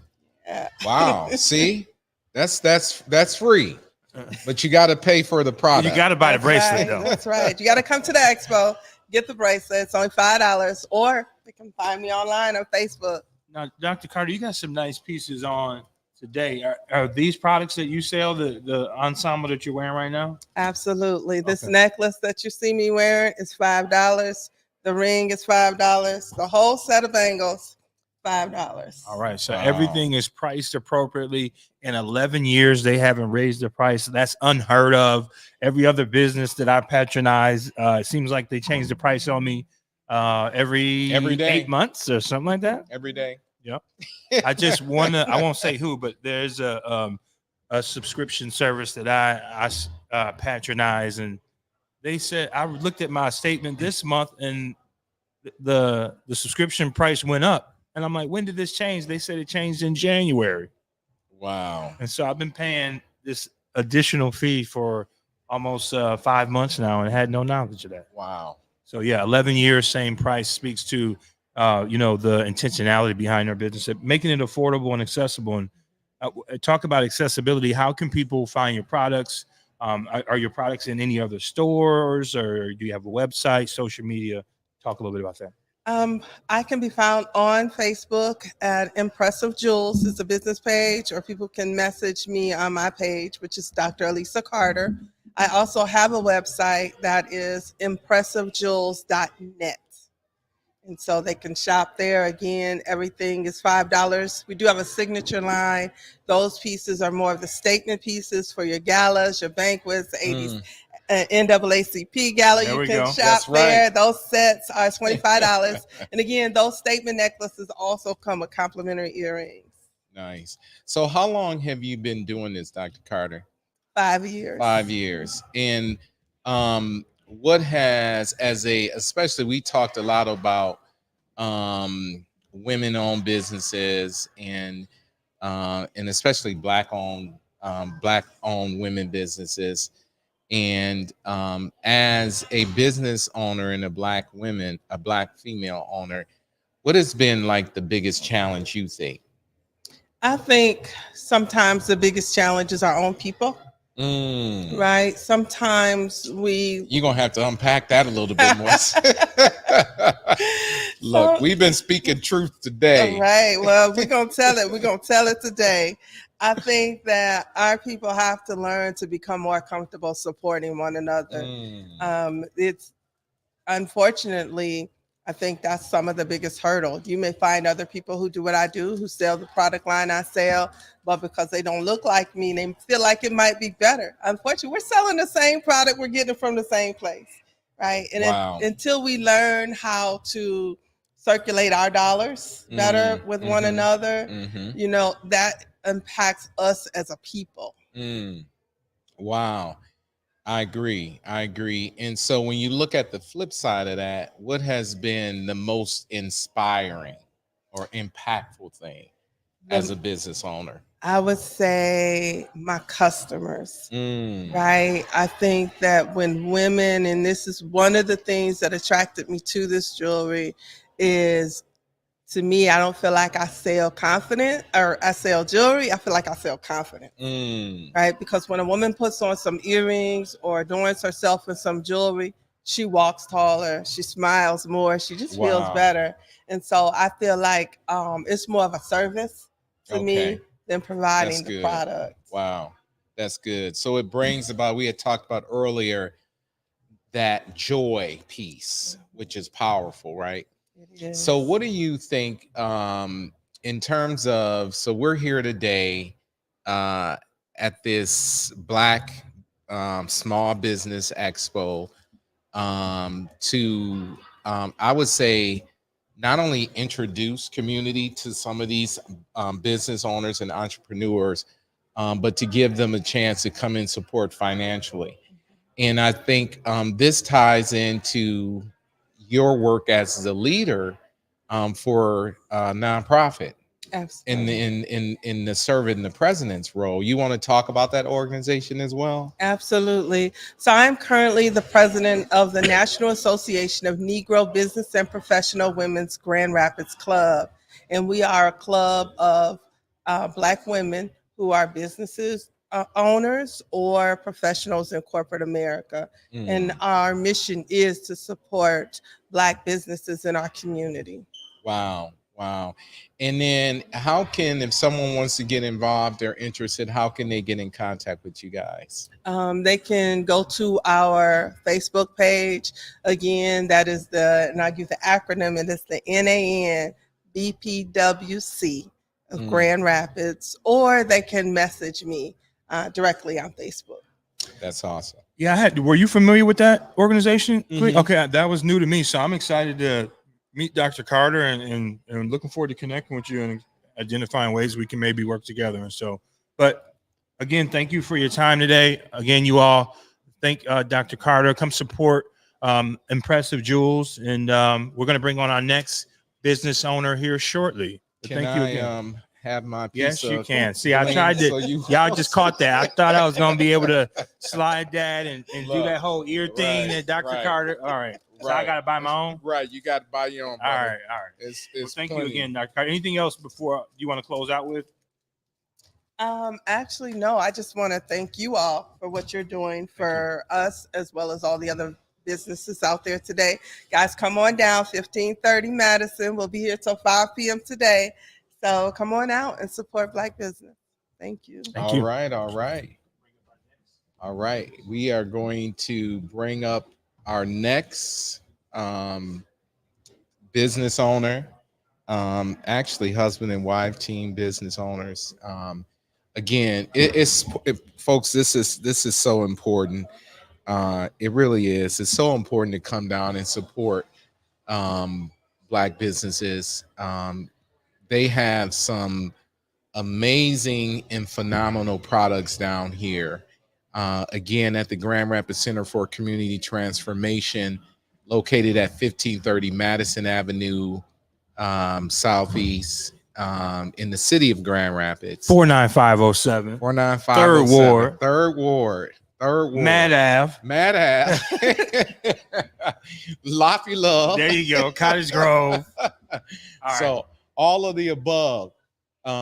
I know we got them coming up. Yeah. Right? We're gonna go ahead and introduce our next business owner. There was a bag, a bag of their product on my desk. I got you. Did you buy? Did you guys bring the cookies too? They have some. They have some. They're gonna show us. But I'll get to. No, you're good. You're good. I got you. In that white bag. All right, I got you. I think it's important because we want to show some of the phenomenal for sure, products. and they've got some amazing products. We're gonna welcome up Vuyelwa and Jarrell Ivy of Miniature Masterpiece Bakery. And so as you go ahead and begin speaking with them, I'll go ahead and grab some of the products. Okay. Perfect. Come on over. Come on through. Get you guys set up. You can throw these headphones on. Got it. You get this from me? Yeah. So welcome. We're super excited to have you all here today and have you participating in this phenomenal expo. So what do you think? Well, first of all, let's introduce yourselves. My name is Vuyelwa Ivy. I'm Jarrell Ivy. Okay. And your company business name? Miniature Masterpiece Bakery. Say that again. Miniature Masterpiece Bakery. All right. That's good. So what do you think about today? Well, this is our second time being in the Black Expo. This is our second year being with the Expo, and it's awesome that it's returned back to the community. The first time we attended, it was out on 28th Street, and that was rather far, but it was a good outturn. Really Yeah, good. yeah. It's good to see it in the community that is for. It's always good to see, Black businesses inside of a Black community. Yeah. Yeah, it's good. That's a good thing. And since it is here, right in the neighborhood, again, it gives nobody an excuse not to come to support. That's yeah. true. Full accessibility. So we've been talking a lot about just the challenges, the successes, the impact when it comes to specifically Black-owned entrepreneurs, business owners, startups, and kind of getting a lens of what has been some of the challenges for you all, and then what has been some of the successes and impacts. You go. Oh, ahead. so I'll say challenges are things like funding, finding the right places that will accept you, and just honestly finding support. Being able to get yourself out and having people to come and to support you, to know that what you're doing. But then, like success, I would say just reaching out and putting yourself out there. That's definitely been a good thing for success as far as shows and meeting other business owners and just congregating with people with like-minded ideas and things like that. That's good. That collective power. Yeah. Collective power. Stuff, man. We got to get into the products. Yeah. So what do you guys have? So we have today with us, we have a Oreo crunch. Oh, I'm sorry. It's an Oreo cookies and cream inspired cake. It's in honor of the Black Expo. It does say Black Expo 24 to celebrate 2024.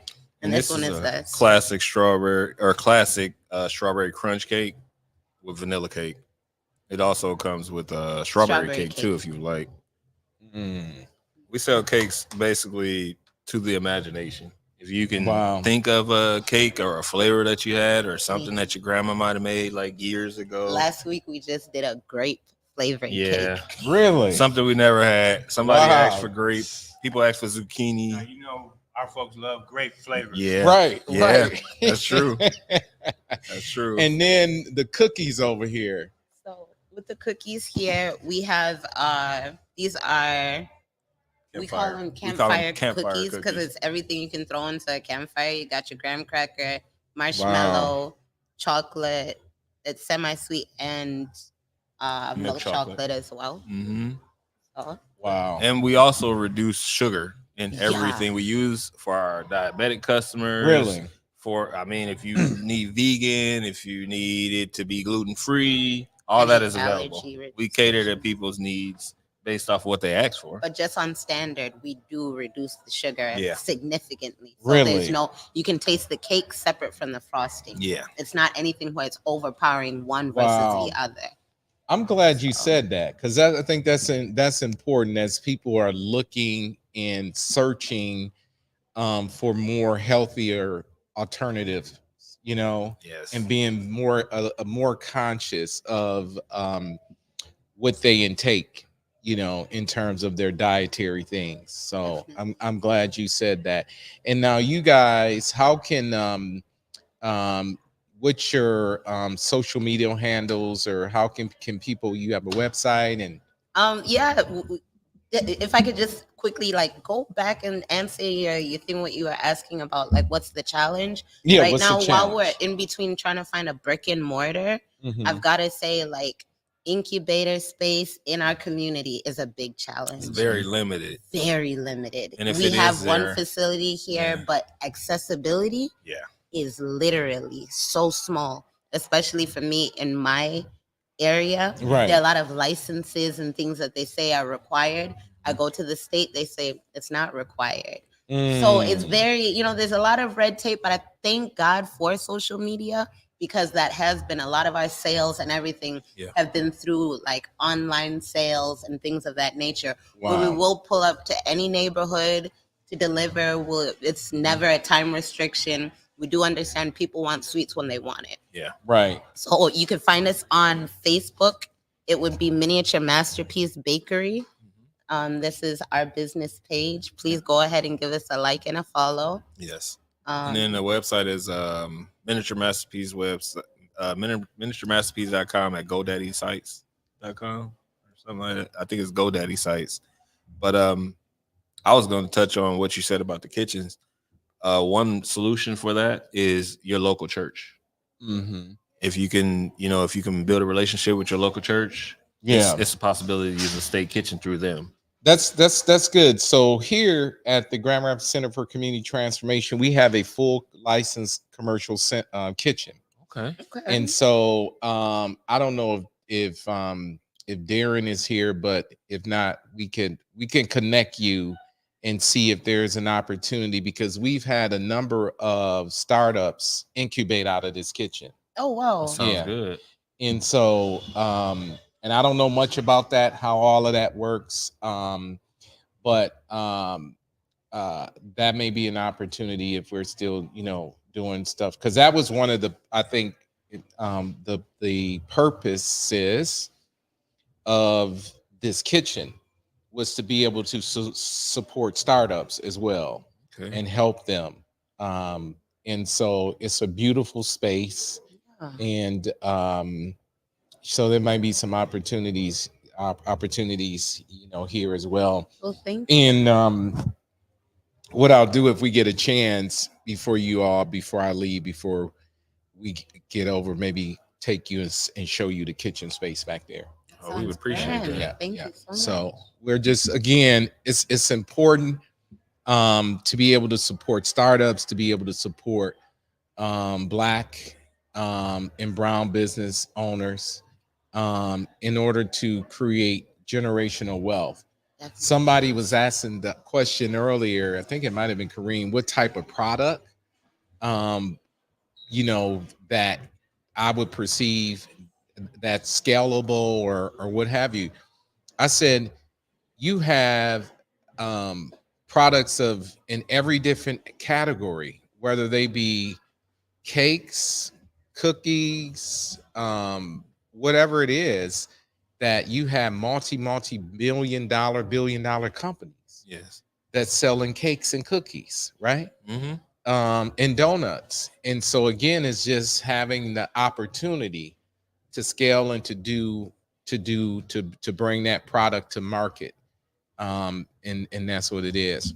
As y'all wrap it up, did y'all talk about price point? Did you want to talk about what your products are priced at? Yeah, what's your guys' One price thing point? that we absolutely do aim for in an ever increasing economy is affordability. Because the way that we do source our products and the usage of our products, they are budget friendly. For an example, a cake this small, depending on the ingredients involved, could range between $10 to $15. It serves 2 people. It's definitely perfect if it's just like a Sunday evening dessert. Yeah. And we do events. We have a wedding coming in November. We just did a birthday party today. We do stuff every week. Yeah, every baby week. showers, Thank God. birthdays. Yeah. Some people just want cake because they just want cake. Yeah. So. And like I said, the price point is always something, like, considering the economy that we're in. Yeah. Right. These cakes in my hand are $10 each. Mm-hmm. Those cookies they would be $3.50. Mm-hmm. You can get a variety pack. We sell boxes with variety packs of desserts and things like that. Or you can get it for like one set price, and you can just choose. But then with the cakes and things like that, you can get a cake like this, or you can get a full size cake, or you can get it's a variety of sizes of full size cakes. Mm-hmm. Yeah. And that's good. And I think it's in the ingredients are important in terms of what you're putting in there. Yeah. I gotta quickly just say shout out to the big club stores that sell organic ingredients at a very reasonable price. Because that's the way, like raw sugar. I love raw sugar. Me too. Yeah. Me too. That's I have the peanut butter blossom cookies rolled in raw sugar. So but to be able to provide that at an affordable price, you have to be able to know the right vendors and stores to get it. Yeah. Wow. Well, thank you all. Thank you. Enjoy the rest of the day, and I'm sure folks will be coming and continue to support. So again, 1530 Madison Southeast, the Grand Rapids Center for Community Transformation. And we will be here, I think, until 5. The expo goes until 4 or 5. But come on through, spend some money, support. And we would love to see you, love to have you. And again, thank you all for tapping in. This will be able to be watched again, and it's recorded, and it'll go and it'll go and it'll go. So we want to thank you all for being able to tap in. And I think we have our next business owner that we're going to bring up as well.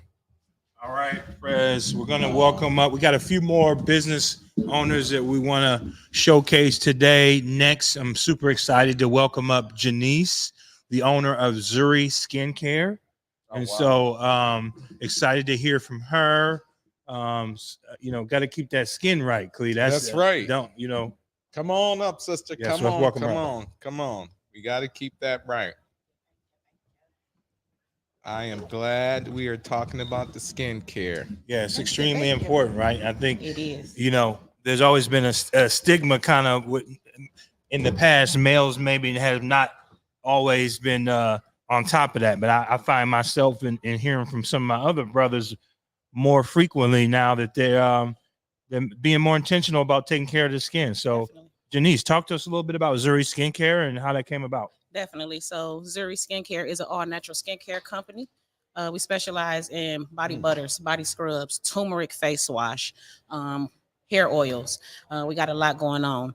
As far as how it came about, it's actually funny because the reason that Ssay came about is because I have some twin boys. One of them suffered from eczema really, really bad. Wow. I was going to a lot of dermatologists. They were giving me this, giving me that, giving me this.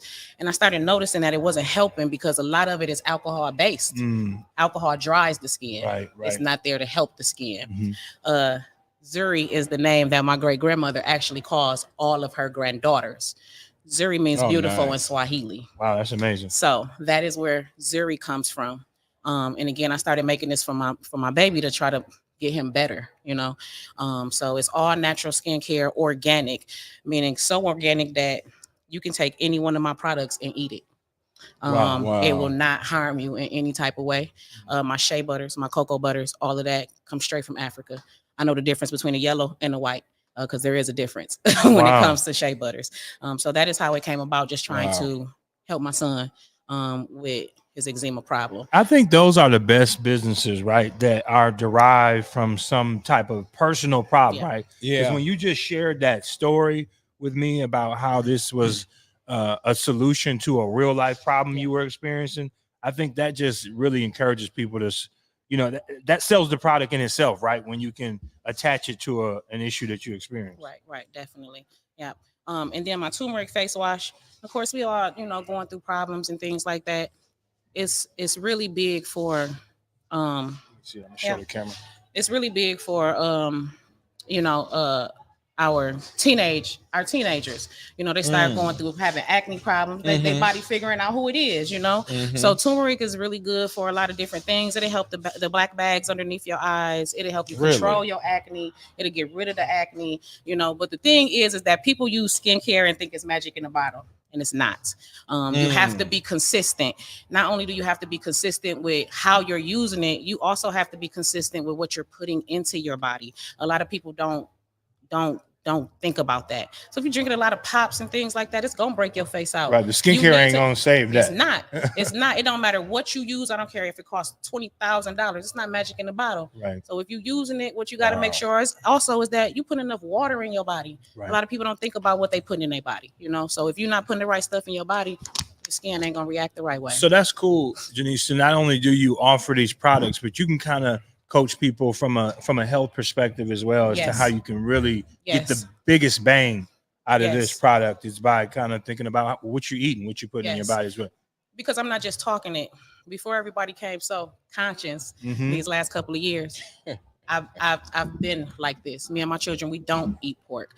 I've been buying organic. We don't drink regular milk. I only buy oat milk. So our food's been costing a lot, Gotcha. So everybody just now, and don't get me wrong, It's kind of trendy now. Yeah, I'm glad that everybody's trending and want to be on top of it, but it just helps me to be able to talk about it better because of the fact that I've been doing it. You live it. I live it. Yeah. I definitely live it. There's Yes. nothing better than that lived experience. Yes. Right. And yep, so this is our body butter.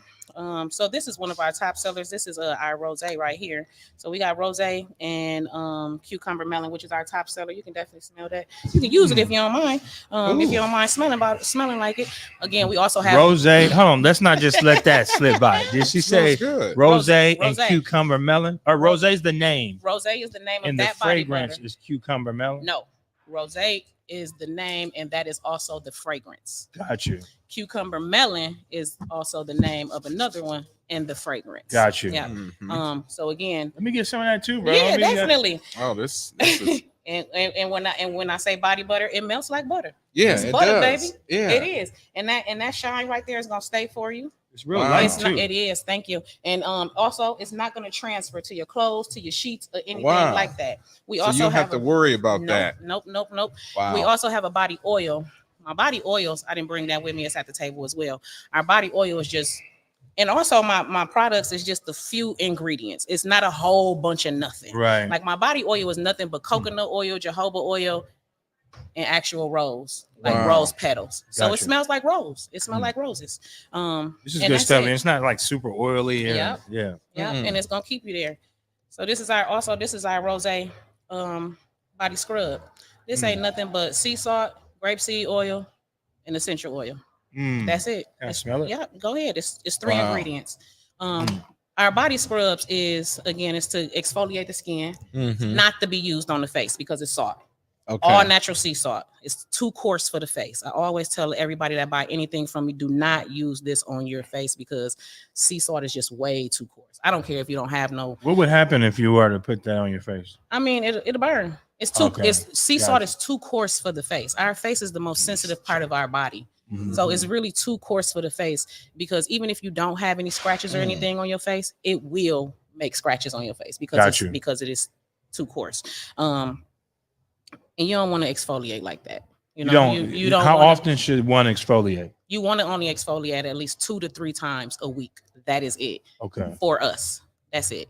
And a lot of people don't understand how to exfoliate. That's what I was getting ready to ask. Can you explain how Yes. to? And what is exfoliation? I think we kind of just jumped right into it. I think we kind of think we know about it, but Right. for our viewers online, maybe don't know what exfoliation is. Exfoliation is it is the way to get dead skin off your body. Right. So every day our body is rejuvenating and having dead skin cells, and we collect dead skin cells just off our sheets. Right. You know, every right. single day, because when you're sleeping on your sheets, you're losing skin, but you ain't changing them sheets every day. No. So when you lay back down, you're just collecting them. So you're exfoliating when you're getting the dead skin off your body, helping it rejuvenate new skin cells. So a lot of people does not know how to exfoliate. So when you exfoliate, a lot of people go exfoliate first and then wash their body, and that's backwards. You're supposed to wash first, then exfoliate. You want to wash off the dirt first, Right. And then exfoliate. and then exfoliate. And then wash again? Nope, you just rinse. Just rinse. You that. rinse. Okay. So you wash, get the dirt off, exfoliate, rinse, pat dry.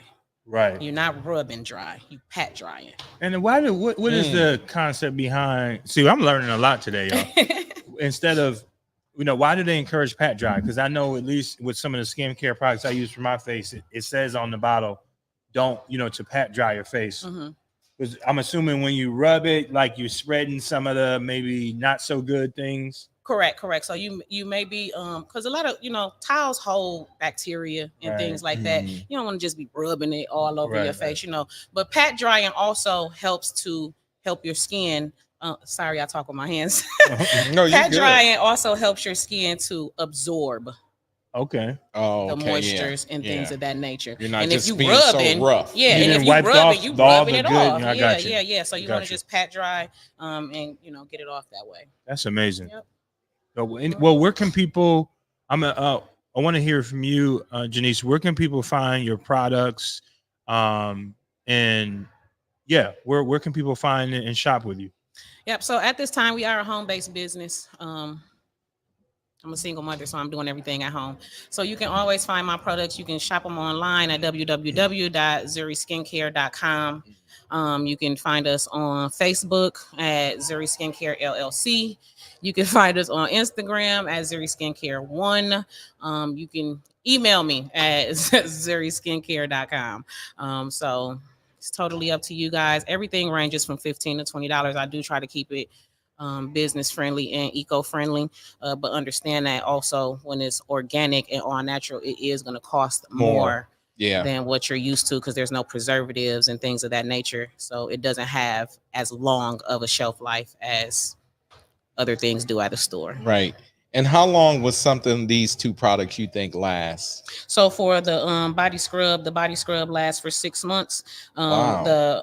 The body butter, it does last for up to 4 months, but you're not going to keep them that long anyway for them to go bad. So you're going to be using them. Oh, okay. They're good. And and it doesn't take a lot. It does not. It does not. And then also our body scrubs, when it comes to it, you don't need a lot. So it comes with this little spoon. To help you, so you don't have to be digging all in it or anything like that. So that little spoon right there is enough. Really? Yeah. For your whole body? For your for the top of your body. For the top. And then you do another little spoonful for the bottom. For the bottom. Really? Wow. And then do you have to use some type of a sponge or a towel, or you can just use your hand? No, when you're exfoliating, you use your hand. You want to use your hand. Yeah, you don't use a towel at all. Okay. I'm sorry. That's probably something that I should have said. When you're exfoliating, you do not use any type of towel, any type of loofah. You use your hands. Your hands with it. Okay. Yeah, so you do it in a circular motion, and you're going to feel it. So yes, you use your hands. Wow. Okay. And then any other products besides the two that you're selling today? So like I said, I have the body butters, I have the body scrubs, I have body oils, I have peppermint. Rose infused. So they smell like roses. I have peppermint and rosemary hair oil, which came about last year. I did the big chop on my head. I literally was rocking waves. I'm talking about. So you make wave grease too? No, I make hair oil, but I'm saying I was rocking waves. I'm talking about going against any dude with waves. My stuff was You were spinning? You had 360s? What? No. Wow. But anyways, did the big chop, started my locks. This is only a year in from the big chop with my hair oils that I use. So my hair oils definitely help with hair growth. Hair growth, generate new hair cells, things of that nature. So And before we go, we're going to bring up our next business owner, but I wanted to hear, just to bring that story full circle. Zuri Skincare was created out of a problem with eczema with your son. Yes. How has his eczema been? His eczema is excellent, actually. He doesn't break out as much. He uses it every single day. He doesn't have the dry patches. Like when I say it was bad, my son used to like scratch his back on the wall like a bear, and it'll be bleeding and things of that nature. So no, we full circle with it, keeping it under control. I love it. And what I like most, Janice, about what you said is not just about the products, but it's about the lifestyle. Right. And so I encourage you all to shop with Zuri Skincare and check her out. Thank you. Yeah. Thank you. I will definitely be in to grab a couple of those. Okay. I look forward to it. Thank you. Look, you done sold me. All right. I'm glad I did. And again, we're here at the Grand Rapids Center for Community Transformation, located at 1530 Madison Avenue Southeast at the Black Business Expo. We have 35 vendors here. Just some amazing product, food as well. And a little bit of everything for everybody here, man. It's a little bit of, you're right, for everybody. Yeah. So we got this brother here coming up. We got this amazing brother here. Greg Morris is joining us on behalf of the Candy Faith Luxe Collection. And so, Greg, thank you for joining us. Talk a little bit about your business. I think this is a family-owned business. Well, mainly my wife. I'm one of the main. I am her business partner in there, but mainly it's her vision, her baby type of deal. Right. You know what I mean? So you're just the assistant. It's her. I'm her partner. Okay. You already know. I'm her sponsor. There you go. Okay. You said let's get that straight. Absolutely, right. absolutely. So yeah, we're one. So, But, so Greg, tell us a little bit about the Candy Faith Lux collection. Absolutely. What is it, and what inspired you all to develop this business? Well, we created actually. We're from this type of community, the small business community. Yeah. We started when COVID happened. Everything shut down, and we created these platforms for these small businesses to be able to still be able to bring revenue home, so they can pay their bills and things of that nature. So a lot of people were doing was sitting home from their families. From their jobs. They were actually creating these small businesses to get this extra money, right? Mhm. The extra income, and just so they can sustain their way of life as COVID was happening. Right. So, me and my wife actually started. My wife is a nail technician. Okay. Right? We own Polished Nail Bar and Spa. If everybody knows out there, they know they say we like the Jay-Z, Beyonce of the community, Okay. which is kind of cool, right? So we created this lane called Vendor GR, where we used to rent these spots out, the park, downtown, the skate park, things of that nature, Martin Luther King Park. Mhm. We would rent out these spaces for small business come through and sell their products on Saturday mornings throughout the day. Mhm. So that was so awesome, man. And my wife at the time was doing, because they shut the nail salons and the hair salons down during COVID for 3 months. She started doing purses on consignment when you buy them cheap, selling for, of course, a more expensive price. And she was doing quite well, and it inspired her to create her own luxury handbag line. Okay. So that's pretty much how CF Lux started, Candy Faith Lux started. And she got a good career coach. Shout out to Kara that's out there. Mhm. I'm sorry, Kara, I don't know your last name, but shout out to Kara. Shout out to Kara. Kind of coached her on how to get a vendor, Uh-huh. send her design in. The vendor will do a prototype, send it to you. Check out how it looks in the whole nine, and then be able to put your product out. So we went that far into it. Got our first sample bag. Okay. And it's been on and popping for about 1.5 years, man. That's So it's been amazing. growing. We probably shipped to almost all 50 states so So far. the Candy Faith Lux collection is a premier high-end purse Yes. line, and Yes. so that's amazing. I mean, we understand that that's big business, right? Absolutely. And I don't think we've ever really had the experience of shopping with black-owned luxury Right. purses. So I think we're the only one in the city of Grand Rapids. However, there are huge black-owned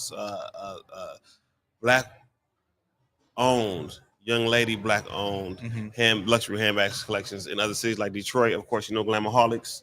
I think I've heard of that. I've heard of I that. see a couple of Glamaholic bags around here. Mia Ray is the owner of that particular line, and she's been giving my wife tips and things of that nature. But it's a multi-million-dollar line right now. It went as far as Diddy's daughters and the Detroit Pistons and things of that nature. Okay, And, sweet, the lines, sweet. yep. So you no longer. I'm assuming you saving some money now too. You don't have to shop buy them other super expensive bags. No, well, I think that right now we're in that my wife used to. Right. By the way, we go to Vegas somewhere, and she always got to get her a Louis Vuitton bag or MCM bag, whatever the case may be. She's a huge fan of Glamaholic, so we got everything from small bags, handbags to the luggage, whatever the case may be. But at this point, we support our own brand. I feel you, man. So Yeah. talk a little bit. I know one of the things when you talk about luxury handbags is the materials, and so are these handbags leather? Are they lambskin? Or kind of talk about how you all sourced the materials and put that to work. Well, as in the designer world, a lot of people just see the colors and boom, they want to go buy it because it looks cool. But in the designer world, there's so many different materials, so many different skins, so many different ways you can design pretty much from shirts to whatever the case may be. However, right now it's like a soft vegan leather type of deal for our signature bag, a bigger signature bag, smaller signature bag. I think Then we have there she go right here. Here's a Let's bring her up. And it goes by trends also. So right now she just came out with her wallets, which is awesome. And men, I'm carrying the wallet. Yes, men can actually have the wallet as also a car holder, right? Oh, wow. So, I'm gonna bring it a little closer to the camera. Yep. So this is a new product that you all just. Yep. Yeah, we just dropped those. Just got our actual shipment in this week, which is kind of cool. We did some pre-orders. We did pretty well with the pre-orders. Check that out. We also have the next thing, which is right now is trending, is denim. So her denim bags are dropping the next month and a half, which is kind of cool. She's wearing one of them. We have them blue and black, and when those drop, those are going to go crazy also, because all the other handbag lines right now are their premieres right now are denim. So talk a little bit about the price point and where can people find your products. I see here, I'm going to make sure this is on screen, but website is candyfaithlux.com. Yes, sir. But talk a little bit about the price point and if you're in any other stores that can find your products anywhere else. So we're not in any stores right now. As we're learning the business, we know that once we become popular enough, they're going to start making offers for us to be in their stores and some of their storefronts, which is amazing, because we're talking to some of the executives now, which is awesome, right?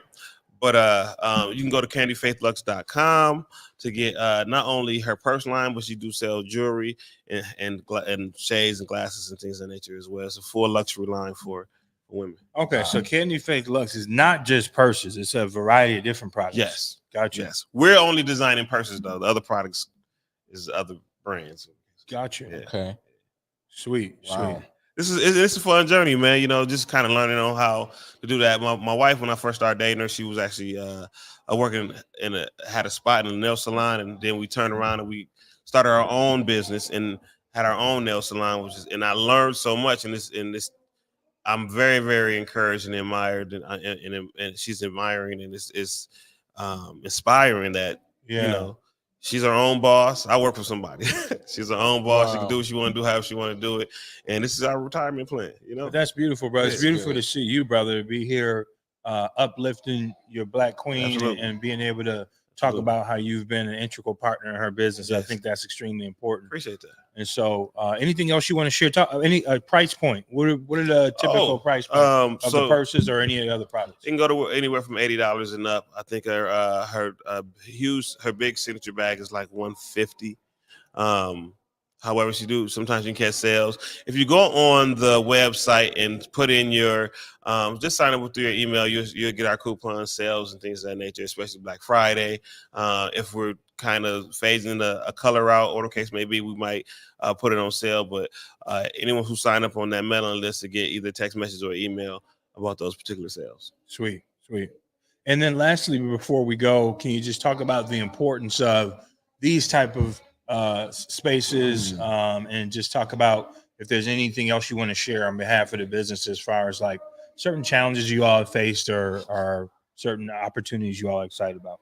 I think that when you got up and spoke, you talked about the dollar that actually circled in our community for 6 hours or something like that. Yeah. Less than 6 hours. Less than 6 hours. In other communities, it's 16, 15 days, 30 days, and things of that nature. I think it's important that we understand that products that we naturally create and these things that we naturally create for our people, and the importance of us being able to shop with each other and, of course, circling that dollar a little bit more than, of course, a day or 10 days, whatever the case may be. We get so stuck with we're such a huge part of the consumer world, right? We buy the most Cadillacs, we buy the most BMW, Louis Vuitton, Hennessy, you know, right? You understand what I'm saying? And everything is a status. You watch our videos as a status. Our kids are killing each other over shoes and clothes and things of that nature. I think it's very, very important that we put pride in our products and things that we bring to our community, that we support each other, and you'll see a better Black community, you guys. We'll see us having more wealth and being able to just focus on things other than just, material things. So Well, it starts at home, and home. Really, it's been a pleasure to hear from you, Greg. Thanks, and Greg, you also mentioned before we go, you all have another business. Any other plugs before we're gonna bring up our last? I don't know if you want to start with that with me, because I do a lot of stuff. Oh, you got it. Okay, here we go. So we own Grand LaFoy.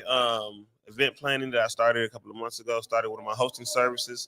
It's just an a la carte event planning business that we can do a whole event for you, or you can come to our website and order anything from a DJ to a 360 booth to my hosting abilities, whatever the case may be. I will be hosting the Stock the Bar Fest this year in Rosa Park Circle. Shout out to Daryl, the owner of Stock the Bar. My guy. Stock the Bar Vodka. What else we got? Potter's Nail Bar and Spa. My wife is a nail technician, one of the best in the city. Where's that located? That's actually the address is not on my head. It's off of it's on 44th Apple Tree. Used to be on 44th and Kalamazoo. Okay. But when we downsized, she moved into a suite, a little more intimate space. So we have that. and of course, Grand LaFoy Entertainment. Grand LaFoy stands for Keeping the Faith. My wife's name is Candy Faith Morris now. So I came up with something that was kind of a meeting. She saved my life through COVID, and she saved my life 2 years ago when I was in hospital for two weeks. So I wanted to create a business to honor her and had a name in there. So Grand LaFoy stands for Keeping the Faith in French. So, yeah. So my boy speaking French out here. Grand LaFoy. Right. So, All right. But so at Grand LaFoy Entertainment, we do a once-a-month comedy show. We on our 4th show on Mother's Day weekend, May 11th. Grand Rapids Comedy Jam, and we just had 2 sold-out shows last Saturday. You hosting those shows? So I'm in there with 3 different companies. We decided we all did comedy shows. We said let's come together and do something different than what Grand Rapids was used to. And we're my guy. Listen, it's so amazing. I had a turn rate probably about 40 people last show, and we started off the first show. We kind of almost sold out, and then the second show kind of the same thing. This third show, we did probably about 200-300 people, and we had to turn some people away, which is crazy at the Ambrosia Theater on Lake Drive in Diamond.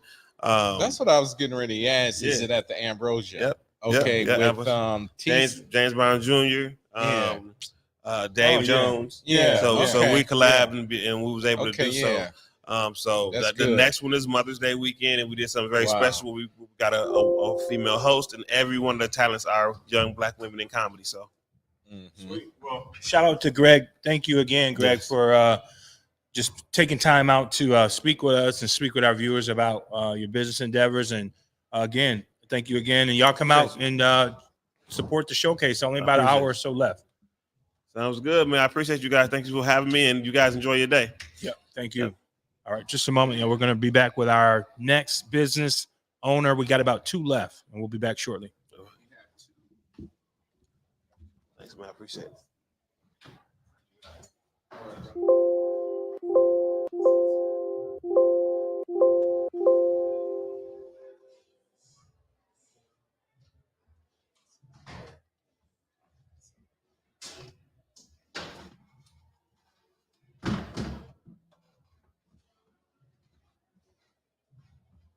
All right, so y'all, we are here preparing to close out. Not just yet. We got a little bit of more time left, but we're going to bring up our next business owner here in a moment. But I wanted to just do this. We didn't get the opportunity to read through the list of all of the business owners who are here today. And so I want to do that really quick.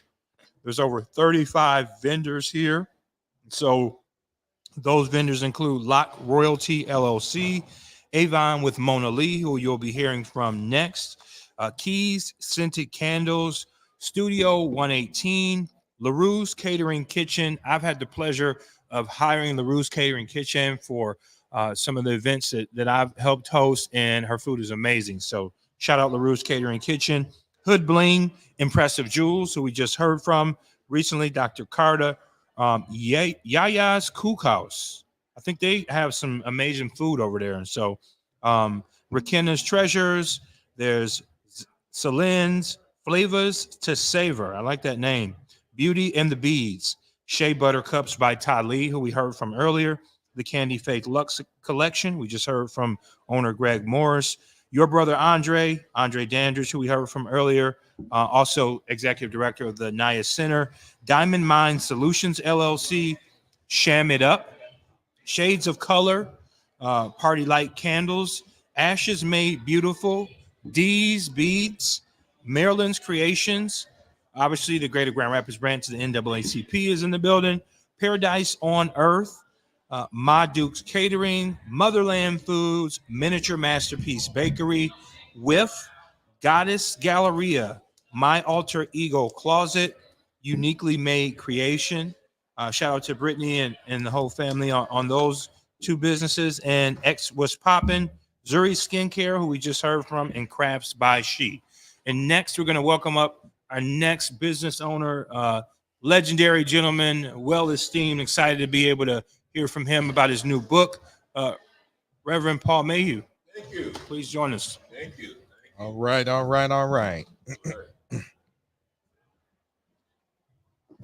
I really appreciate this. We appreciate you, brother. Go ahead and get seated, and excited to hear from you, man, about this new book. Yeah. Let me see. Oh, you know, the younger you get, the more time it takes. Is that right? It's the younger you get. Get on up there. Okay. No, I can't do that. Yeah, okay. Got it. I got it. I'm Okay. there. All right. All So, right. how you doing today, brothers? Just to start us off, glad to see you here, man. How's things going? It's going pretty good. I've enjoyed being here. My wife is a vendor. Yes. These beads, and she brings me around sometime. And All right. I help to promote my book. That's amazing. So you got this new book. Well, first, I think we know who you are, brother, but I think for our viewers online, and so maybe just a brief introduction as to, who you are and kind of fast forward to the book. Okay. My name is Reverend, they call me Reverend Doctor, but I just call myself Willie Paul Mayhew. Okay. But I was pastor at Pastor Charlie Jones' church before he passed away, and I go and attend New Hope Baptist Church right now, and have been pretty active in the community over the years. I work with the NAACP as a advanced resolution person. Worked as a county commissioner for 20 years. Worked as a mental health therapist for 30 years, and so I got a little time in just a little time in the community. So I don't call myself knowing a whole lot, but I know what I know, and if I need to do research, I'll go do research on what I think and don't know.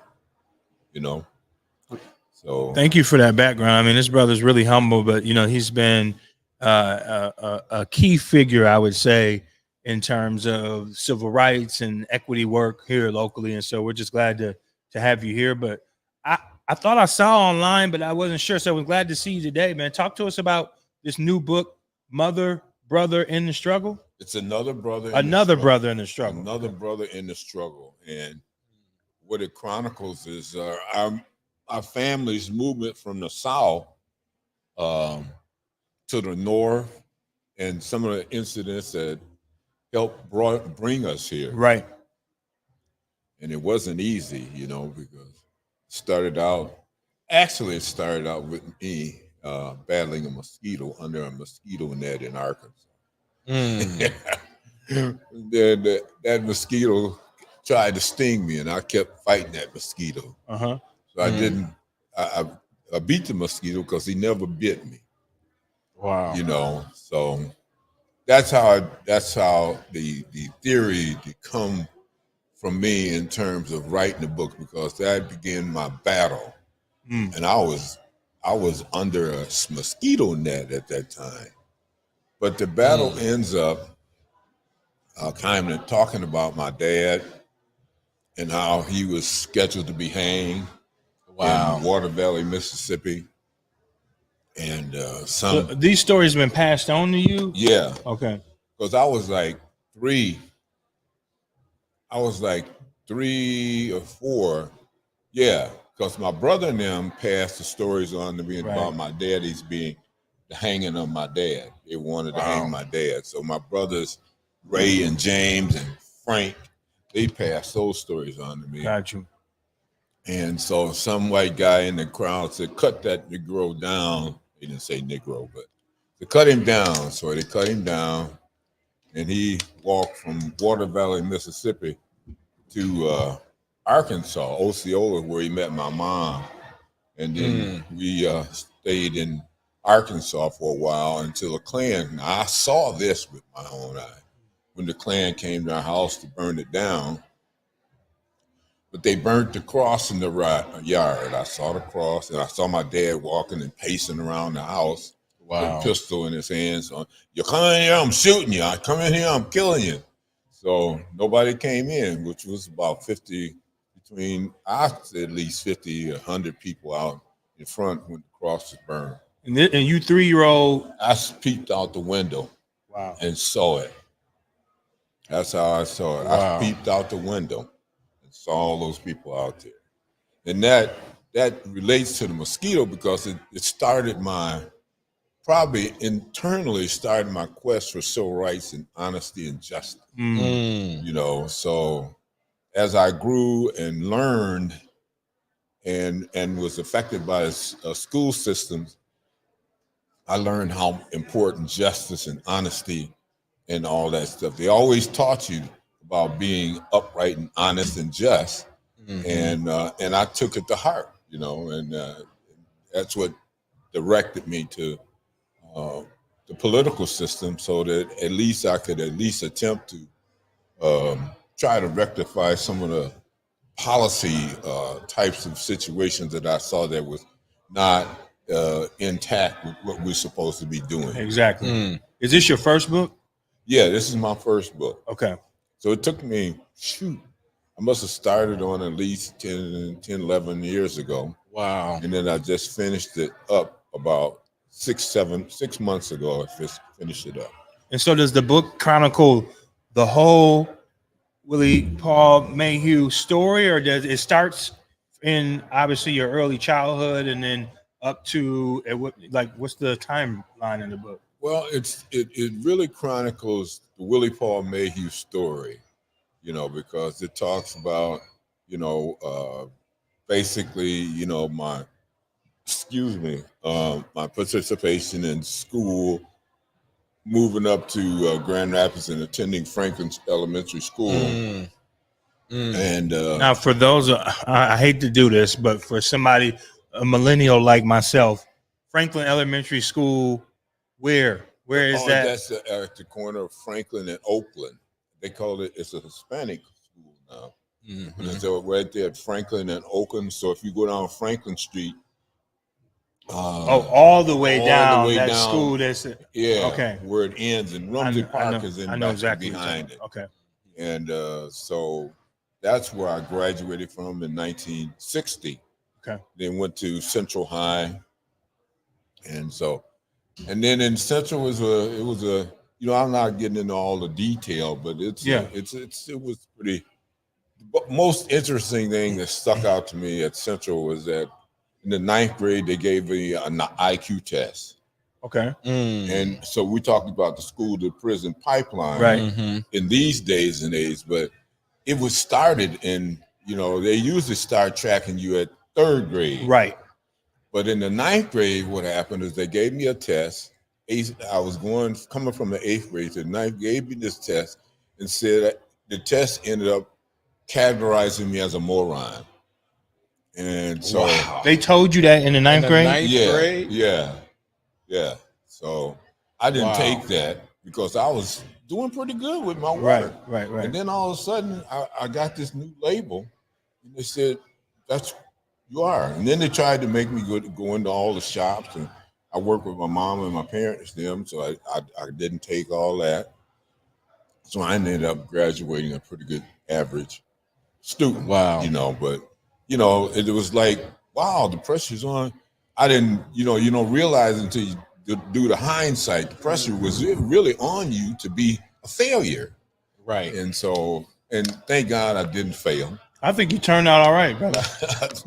I just think it's a blessing, man, because we were too poor to pay attention at the Mayhew house. I mean, we were really poor. But did you come from a big family, like a lot of siblings? Huge family. We had like 15, 16 people around the family. One household? In one household, yeah. And everybody migrated up to... We all migrated. I don't want you to tell too much. You got to get the book to get some of this stuff. Yeah. But we all migrated up to Grand Rapids. And wow. It was something else. Let me tell you another little story, a little treatsy. Once I was a salesman once, and I used to sell vacuum cleaners. After I got out of high school, and after I got out of high school, my mom and them, we very poor and needed to eat.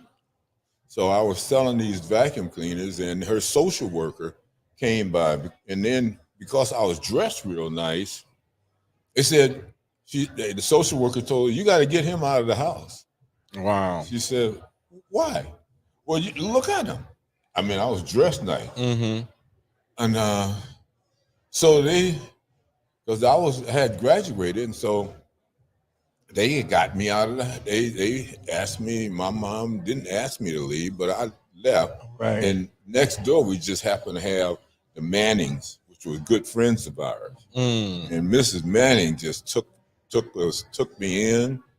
Her and Mr. Manning took me in, and we lived next door, so I could work and help them eat. I got you. You know, Mm. by the way that they took me in. You know, and so that was really a great thing for them to do, is just take me in. And Wow. And what grade were you in at that point? Had you graduated? yeah, when I was Wow. I must have been in about 8th grade or something. Wow. That's crazy, because I think about it. Yeah. So they probably wanted you to leave because they wouldn't be able to get the level of support. Yeah. Your parents. Right. Like you look food like you're stamps doing and stuff like you that. look like you're doing too good. Yeah, that's what it was. Look, I was doing too good. Wow. And so, but we fast forwarded on that, and then we can kind of move to my political life. You know, I began the political life in 1978. And I began in 77 working with the ACORN movement. The ACORN movement. Association of Community Organizations for Reform Now. Okay. It was a black and white organization ran by Mr. McDonald. It's a guy named McDonald that ran it. But anyway, we went out and we organized precinct delegates and organized the community. I had the honor to meet Congressman Conyers and Congressman Harold Ford in Memphis. They used to have Democratic mini conventions. And so they became allies of mine. In fact, Congressman Conyers helped us to deal with Chief Haggerty, which was a real ogre type of police chief that we had. So I got a picture of Conyers and myself, and that's amazing. And them when we were at First Community Church dealing with this. So Congressman Conyers helped me throughout my career, because I could call his office and he'd talk right directly to me, you know.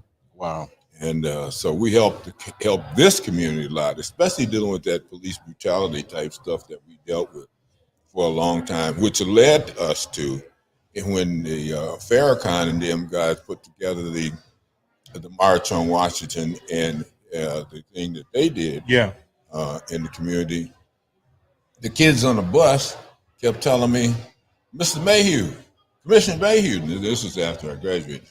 Commissioner Mayhew, you got to help us deal with these dirty Macs. I said, well, what is the dirty Mac? Dirty cops. And so I began to, at that point is when we began to think about the Civilian Appeals Board, which is still on the books right now. Yep. And but the mayor. So there was no Civilian Appeals Board at the time you're talking about? Right. Got you. Yeah. So we put with the West Michigan March delegation. That was a West Michigan March delegation was a group of people that came together in the community that met at Sheldon Complex and put together the pieces to that. Anthony Green was our attorney, and he just passed recently.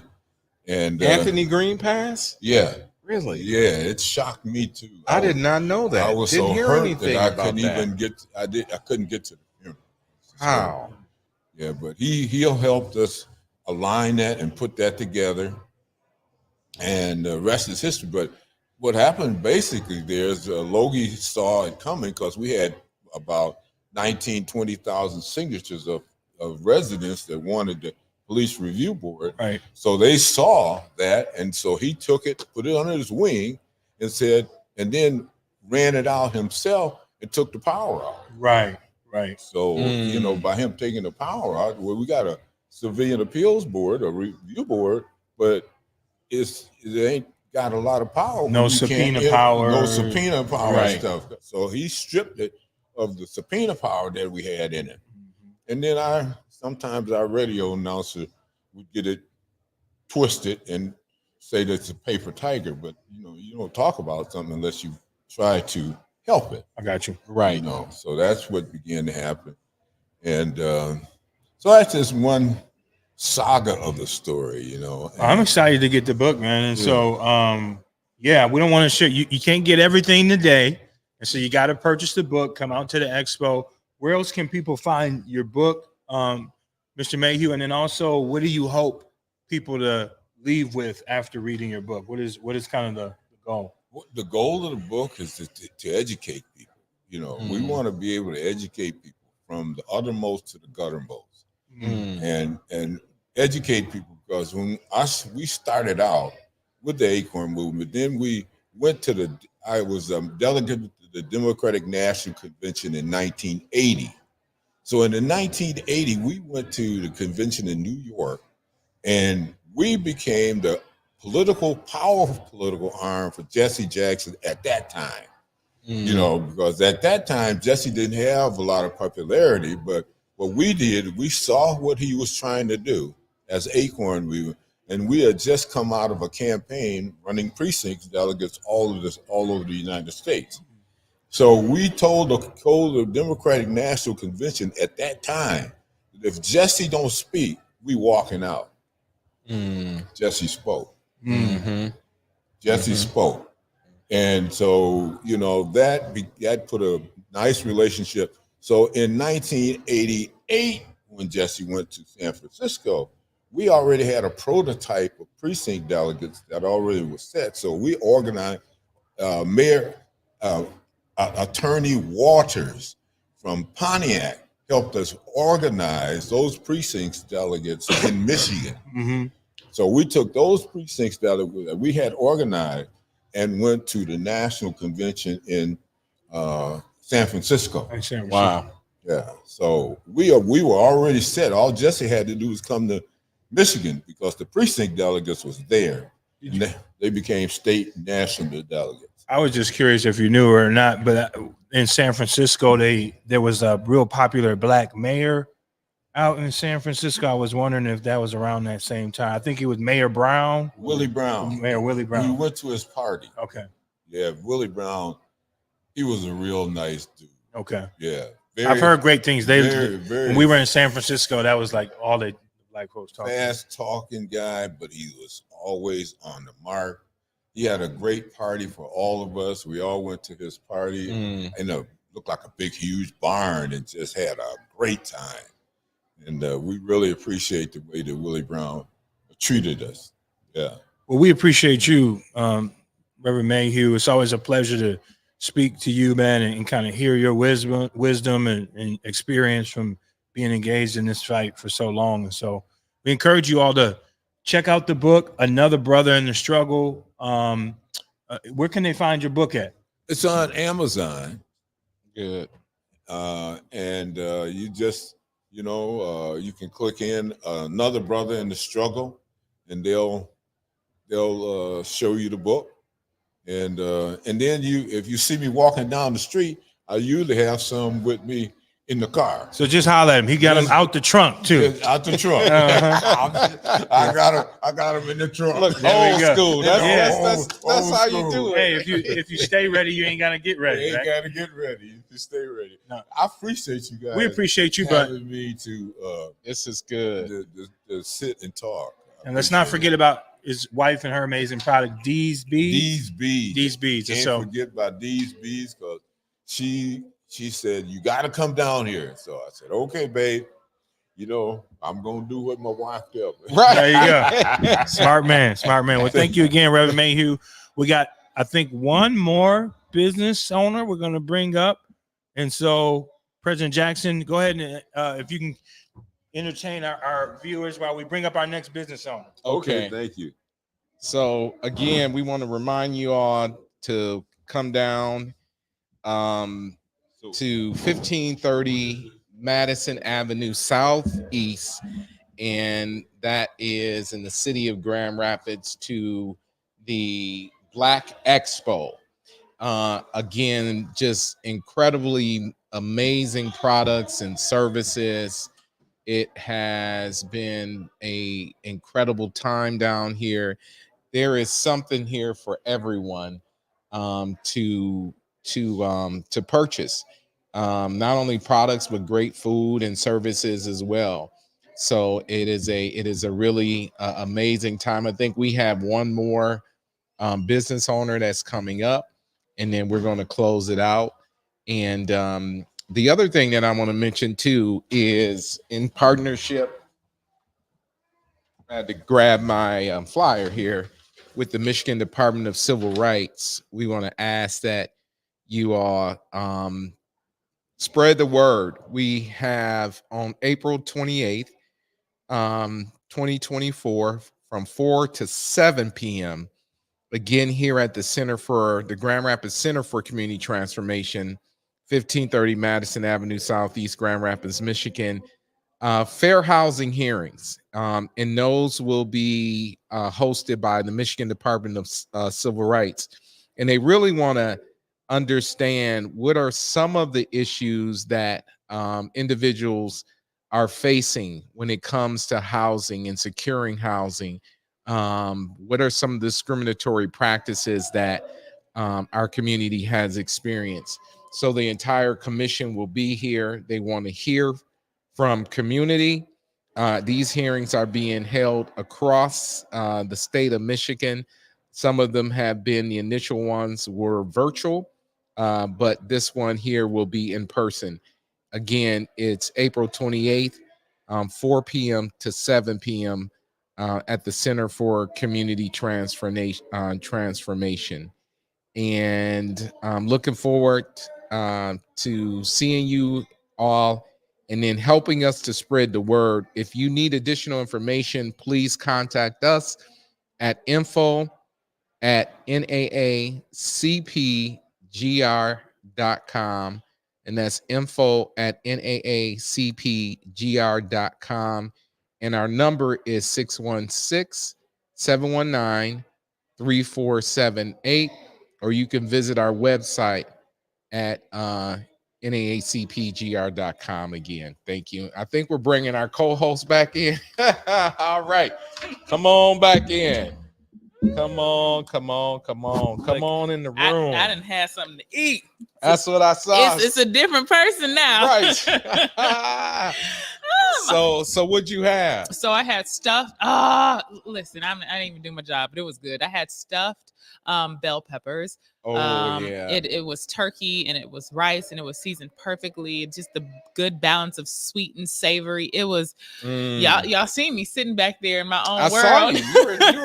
You were like getting it in. I hope I didn't look like a hungry animal devouring. Oh, absolutely not. I said no. I said she leaning into that right there. I said she is not playing around with that. Yeah, it was amazing. I think someone had mentioned turkey legs, and so that's what I went over there for. But they didn't have any turkey legs, and I was ready to flip tables. But she was like, "No, we calm down, calm down." So I was getting ready to ask, do they have some more turkey legs? But they're done. They're done. They're done. Wow. And I can't imagine. I think the food industry or cooking or restaurants and things like that. I think this is just my guess that it takes some time to find your flow, meaning how much food you should order. So food won't go to waste, finding out what's your best dishes and when you should flip stuff out. But I think this is a great opportunity because you come set with a number of things and then you sell out like you're done. Mm-hmm. And so any inventory that you had it's gone. It's gone. Right. Which is nice. Yeah. Which is very nice. That's what I was thinking. I got a couple more things that I need to grab before I get out of here. Yeah, I got some. I could go get my bag, but I got some earrings, and I got some shea butter. And somebody was passing out incense or whatever. So it's some nice things over there. And I honestly, when I was paying, I was just like, let this dollar circulate in our community and stay in our community. Right. So super excited about that. That's what I was thinking too. I said saw the incense. I want to see if they have any more left over there. But like I said, folks, hey, come down and take advantage of the opportunity, and support small businesses. I think we have our next. We do. We're going to welcome up Miss Mona Lee. She is a Avon independent representative, and we're going to hear from her about her business. Welcome, I'm Mona. gonna have you can come. I'm gonna slide out. Okay. Station break. All right. So we have so I got to head out to the protests. Keep the Samuel Sterling's family in your prayers and your thoughts. They are actually engaging in a protest at 4:30 today at the Burger King at 52nd, the corner of 52nd in Eastern. Definitely keep them in your prayers, keep them in your thoughts. I believe they're also having a fish fry of some sort on tomorrow at, I believe, Garfield Park. We'll keep everyone posted as that story continues to develop. So I want to thank you all on behalf of the Greater Grand Rapids branch of the NAACP and the Grand Rapids Center for Community Transformation for sitting here and participating in this incredible event. And so come on up, Mo. Thank you, President Jackson. And the Say Something show, right? Stay tuned. And the Say Something show, yeah. The relaunch, yep. Well, welcome, Mona, and thank you again, President Jackson. All right.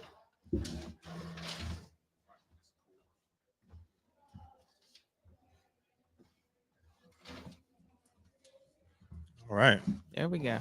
Only a little bit of time left, you all. So I think the expo goes until 5. So get down here. But let's hear from Miss Mona Lee here in a minute. She's going to talk about her business. I'm gonna help you. Some of the products that she offers. Oh, I remember Skin So Soft. Right before you either I'm gonna let you Oh, see. yes. I'm gonna let you do your job. No worries. My name is Mona Lee, and I'm an Avon independent representative, and I've been selling Avon 20 years now. I've been back, and I'm a unit leader. And just like the young lady was saying, most people know it. Avon's been around over 175 years. Skin So Soft is excellent for mosquitoes. So you can put it on once you got out the bathtub. You really don't want to put it in the bathtub because it gets slippery. But you can also put it on pets as well. Oh, really? And it keeps mosquitoes and everything off of it. I didn't know that. And yes. And then also the bubble bath is sensitive skin. So most people who are allergic to different things, usually they have issues with bubble baths, but no one's never had an issue with the sensitive skin formula that Avon has had. And like I said, my mom used to sell it when I was a kid, and I'm 56. Wow. So you've been in this game for, you said, over 20 years? I've been over 20 years. Wow. And then my mom used to sell it when I was a kid. So so they have some favorite products that people like, some of the old school perfumes, Candid, Amari, Odyssey, but a Black Suede for men, Wild Country. People still love those products. So I'm definitely happy to be here. This is my 3rd year here. Yep. So I appreciate them opening up to everyone for the vendors and having an awesome time. So yeah. And I feel like Avon, I don't know how Avon became a staple. I don't know if there's some history there. Became a staple within Black families, because I know my grandmother, my aunts, my mom, as soon as the summer hit, baby, get you some Skin So Soft, right? That was the first thing. Yeah. Yes. Once someone told someone else, it is travel. Right. So this one and the bubble bath, that's the first thing most people they say. It'd be interesting to hear that story, Cameo, about how kind of this became a thing in the Black community. Because I remember as well, the Avon lady coming over and mom and them, y'all go outside, and they're sitting there for an hour or so.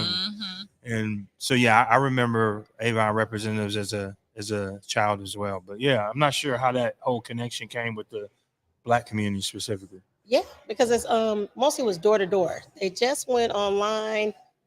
Probably the last, maybe I would say 12 years that I have an e-store, but otherwise it was door to door.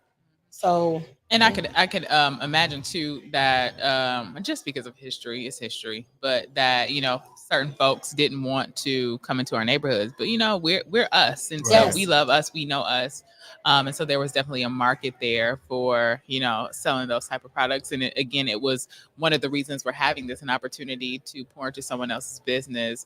And with products that work, You Yes, know, yes. I know. We used to get the magazines. We used to get excited to get the little Yep. magazine. They weren't Yep. full 8.5 Yep. by 11s, but they were smaller Like ones. a jet, right? Yeah. Yes. Yeah, Yes. a little Yep. bit bigger than the jet, but basically, and so it was just exciting as a little girl Yes. to get that and know that you would be ordering these products. Yep. Yeah. Yep. So I've loved it. And like I said, my mom sold it when I was little. So, and she's 70. She'll be 78 this year. And she sold it when I was a kid. And so I loved it too when she sold it. And that was a part of the inspiration for you to get into the business, seeing that early on. And we talked about that a little early on, Cameo, about kind of that where people draw that original inspiration from. Oftentimes it's at home. And so I think that's extremely important. You know, as a father, I'm actually representing my son's business here as well, which we'll give a shameless plug later. But I think it's important to expose young folks to business early on. Yes, most definitely. Most definitely. And even how we were entrepreneurial early on. Like, I don't know if people really consider when they think about the Avon lady, the fact that she was running a business, right? Yes. And even, and don't, I know this is a competing business, but also when I think about Mary Kay, right? These are people running their own business. That's right. That's right. And taking it all the way back to Madam C.J. Walker, folks running their own business and empowering other people to make their money. That's right. So just you know, this is a part of our bloodline. This is what we've been doing. It is. And people, I've been sometimes they like, oh, there's nothing to it. No, it is. Because once you get them products, Avon want their money. Right. So you got to pay Avon to get the next products. Right. Now I'm grandfathered in that I have credit with Avon, so I can put in a $300 or $400 order, and they're trusting me to pay them before my next order. Got you. Now the current Avon representatives that come in now, they have to pay first. They got to start from scratch. Because some people, they don't do right. Right. So, yeah. That's not just saying they ain't just our people, that's all people. Right. So now they just made it that new representatives have to pay before they get their orders. But since I've been doing over 20 years, I can order and then just pay them afterwards. So I love it. I sell it all the time, and it's not that expensive. They have a few expensive products, but it's very affordable. That's what I was gonna say. What's the price point of the items you got? This one is $16.99, and today is $13. All right. So, She's running sales today. Yes, and then this is $8.99 a book, and this is just $5. So, yep. So mostly everything at the table, nothing's at the table over $13, and I have things that start off at $1. Oh, wow. So $1 and up. Y'all still sell deodorant? Yes, we do. Listen, I think Avon was like my first deodorant as a kid. Yes, the On Duty. People like the On Duty, the Feeling Fresh, and the Cool Confidence. A couple different options. Yep. Okay. I think because it was sensitive to your skin. You know, when you're a little kid and your mama, you know, you want to do big woman, big girl things. Mama's like, here, you know, like, wear this. Yes. And that's what I remember. Yep. On Duty. That's the On Duty 24-hour. It's the first before Secret. I think I don't remember Secret as a kid, but On Duty 24-hour. Avon. Usually Avon. All right. Where can people find your products? Where can people get in touch with you? That information. Okay. Yep. I work at a full-time at the House of Style. So if you were just to give a call to House of Style, I can give my personal number. And then I also have an e-store. So if you look for Mona Lee for a representative, you will find me. Okay. Or a rep. So just search her up, Mona Lee, Avon Independent Representative. Okay. Yep, and you can order online, it'll take you to my store. Or if you want my number, want me to bring you a book or whatnot, just call me down at the House of Style. I'm there Tuesday through Saturday. Great. And then I can give you my personal number and bring you a book and use that chat. And some of my senior people, I'll go chat with them still. So they like to talk and then place their order. And I don't mind placing the order because usually they're doing about $50, so I won't talk to them. Hey, that's amazing. Well, thank you, Mona. It's always a pleasure to have you here. You've been here since the first one, and so excited to see your business grow. And again, thank you. Yes, thank you. Thank you for having me for the All right, thank you. All right. Okay. Well, Mona, again, have a good one. But as we prepare to wrap up, oh no, you good? Go ahead. No, thank you. Okay. Yeah. So I'm good. Yes, yes. All right. Pleasure. Again, check out Mona Lee, Avon Independent Representative for all your Avon needs. All right, so I think it's time for us to close out. Okay. Cameo, I want to get some thoughts from you, any closing remarks, and then we'll kind of talk a little bit about some of the things that you and I have coming up here soon as well. But yeah, how you feeling right now? I'm feeling good. One, because I'm full. I Okay. ate. I still haven't. I'm ready to eat. I know how I can get. I think a lot of people can get when they're hungry. A little cranky. Just a tinge, okay. just a tinge, just a tinge. I said before I go on air, and people like, what's wrong with that girl? No, but I think I am inspired. I am excited, and since I'm also, I think, just reinvigorated to continue to support Black businesses and be intentional about it, and just about the collaborative work that's happening, not just in Grand Rapids, Right. but across the state. So I stay in Lansing, and I'm from Detroit, and so just knowing the different cultures of each city, Right. and how different Black folks function in different cities, right? I think is exciting to me, and about the work that can happen and how we can each contribute to just a great ecosystem to keep money inside our communities.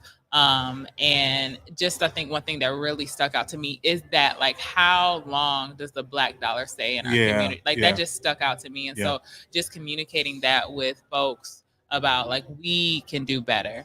And thinking about how we can continue to reinvest in our community and pour into our community, and what does that translate to, right? So if the dollar stayed in our community for 30 days, what does that translate into? Exactly. And then what? Like? Mm-hmm. Right. Mm-hmm. No, I feel you 100%. I echo all of your comments. I think for me, one of the things that really stood out is, we have the power right here. I think oftentimes we look to external resources and to government or to others to provide us with resources, but I think the Black spending dollar is like just under $2 trillion. We have the power within ourselves. We can support each other, and I think this is a perfect example as to how we can do this. And this is just one Saturday. We encourage you all to continue to support these businesses outside of today, support other businesses who weren't here today, and I'm just excited to always be here. Thankful to the National Professional Men and Women's Network. I actually got honored today, which was surprised, which I was super surprised about. And so super thankful of Irvin Pratt and the network for allowing us to host this pop-up podcast and really uplift the Black businesses here in our community. Well, congratulations on your award. Yeah, it is pretty exciting. I didn't wake up today knowing that. And I don't do the work for the recognition, right? We do the work because it's the right thing to do, but it's always good when you're being recognized. And so, that's how I'm feeling. But it seemed like we got one more interested business owner right here. Yeah, come on up, brother. We were just wrapping it up, man. But no problem, man. Welcome, good brother here, man. As we were just closing out, you want to talk a little bit about who you are and your business and why you're here? Yeah. My name is William Braylock. I own Every Kid Deserves a Dope Father, which is a clothing line and a movement. I own a food truck and a catering company called Something to Eat here in Grand Rapids. Mm-hmm. So the EKDADF, we do a lot of the apparel type things, like the jogging suit I have on right now, hoodies, hats, do a lot of work with fathers, improving fathers, whether that's going to be helping with child support issues, helping with anger management, helping with parenting time, those type of things. And so, you went kind of fast for me, at least, because when you say EKDF, I had to read. I said maybe that's what that stands for. So it does. Every kid deserves a dope father, and so that's a clothing brand. Yeah. But in addition to that, you also provide services, and some of those services is what you mentioned. Yes, ma'am. Okay. That's beautiful. That's a unique business model, huh? Yeah. We sell T-shirts and come and get your life together. Yeah. We try to. Fathers don't get a lot of recognition. Bad fathers do. Good fathers don't. And when we as fathers do things, it's always, you shouldn't be boasting about that. Like, that's your job. Mothers do the same thing fathers do. There's a parade, there's cake, there's banners. There's probably going to be an after party for the mothers, which mothers do a great job. But as human beings, we all want that satisfaction and gratification. It comes with the release of dopamine when we do those. We were just talking things. about that. And so I want to make sure that fathers understand that there's a safe place for them to be. There's conversations that as fathers we can have amongst each other, where we won't have to feel as if it's not a safe place, or it's going to be used against us later, or we're going to be diminished. Our manhood is going to be diminished because we're talking about these sensitive topics. Is there one topic that you think is probably most sensitive and it's least talked about, and that instantly makes a space unsafe for men specifically to share their emotions? And I'm sure you know this, but the backdrop of why I'm saying that is we know men very much have been indoctrinated with the fact that emotions and masculinity do not equate, but we know that's not true, right? We know that's not true. But so my question is, what is something that instantly makes a space not safe for men? I think that instantly, when it's judgment on where they've been and how they've been fathered, especially when men are opening up about their emotions and how they were traumatized by not having a father or not having an active father. Immediately, when a father says, "Well, I don't know how to be a father because I didn't have one," and then people jump on them. They jump on that person and beat them down for that. And it's the same notion of I didn't know how to play basketball until I started playing. You don't know what you don't know. And then once I decided that I wanted to play basketball, I then surrounded myself with people who played basketball so that I can learn from them. As a father, when we don't know how to father, the first thing that I tell people to start off with is the things that you don't like, don't do to your child. And you build upon that. Every kid is a blank piece of paper. So we don't have the remedy for it. There's no book written for it. So I tell fathers, you start with that, and then you build upon that with your kids. If your father wasn't affectionate, be more affectionate, because you know what it feels like not to have affection. You know what it feels like when no one shows up for you. You know what it feels like when you don't get words of affirmation. So start with those things. And I think to go back to your question, to make it unsafe is when we don't validate men's emotions for the reasons that you talked about. We've been raised that those two things don't go together. Emotion and masculinity, like 1 + 1, that only equals 2 when you put those two on there. Right. It takes away. So instead of adding, I think that emotions increases masculinity because once you deal with the mental side, then you become stronger because now you know how to react to things that's going to happen to you. And when men run out of words, then that's when things get physical. We get frustrated or we don't have the words. If you ever been in a conversation or seen a conversation with a man, he's going to say, when you hear that, or his fist clenched, or he just stopped talking, there's no more words. And as men, if we don't get inside with our emotional side and know how to express ourselves when we run out of words, then things like that happen. And usually they're triggered by emotional conversations that we're having with people about ourselves. Right. Yeah. What you're talking about is that, that whole topic of vulnerability, right? But, at least for me, that's always been a challenge. And I think for a number of men who I've been around is like, coming from the experiences and the upbringings that we come from, that vulnerability is dangerous. Yes. And so what I'm hearing from you is kind of shifting some of those learned behaviors and understanding that vulnerability actually builds strength. Yeah, you only learn when you're vulnerable. I can't say nobody, but the typical person is not learning when they're complacent. Because once you become complacent, like say your job, after a while, you can do it with your eyes closed. Right. And as you start to do things with your eyes closed, you're no longer learning. You're just regurgitating the movements that you have had all your life.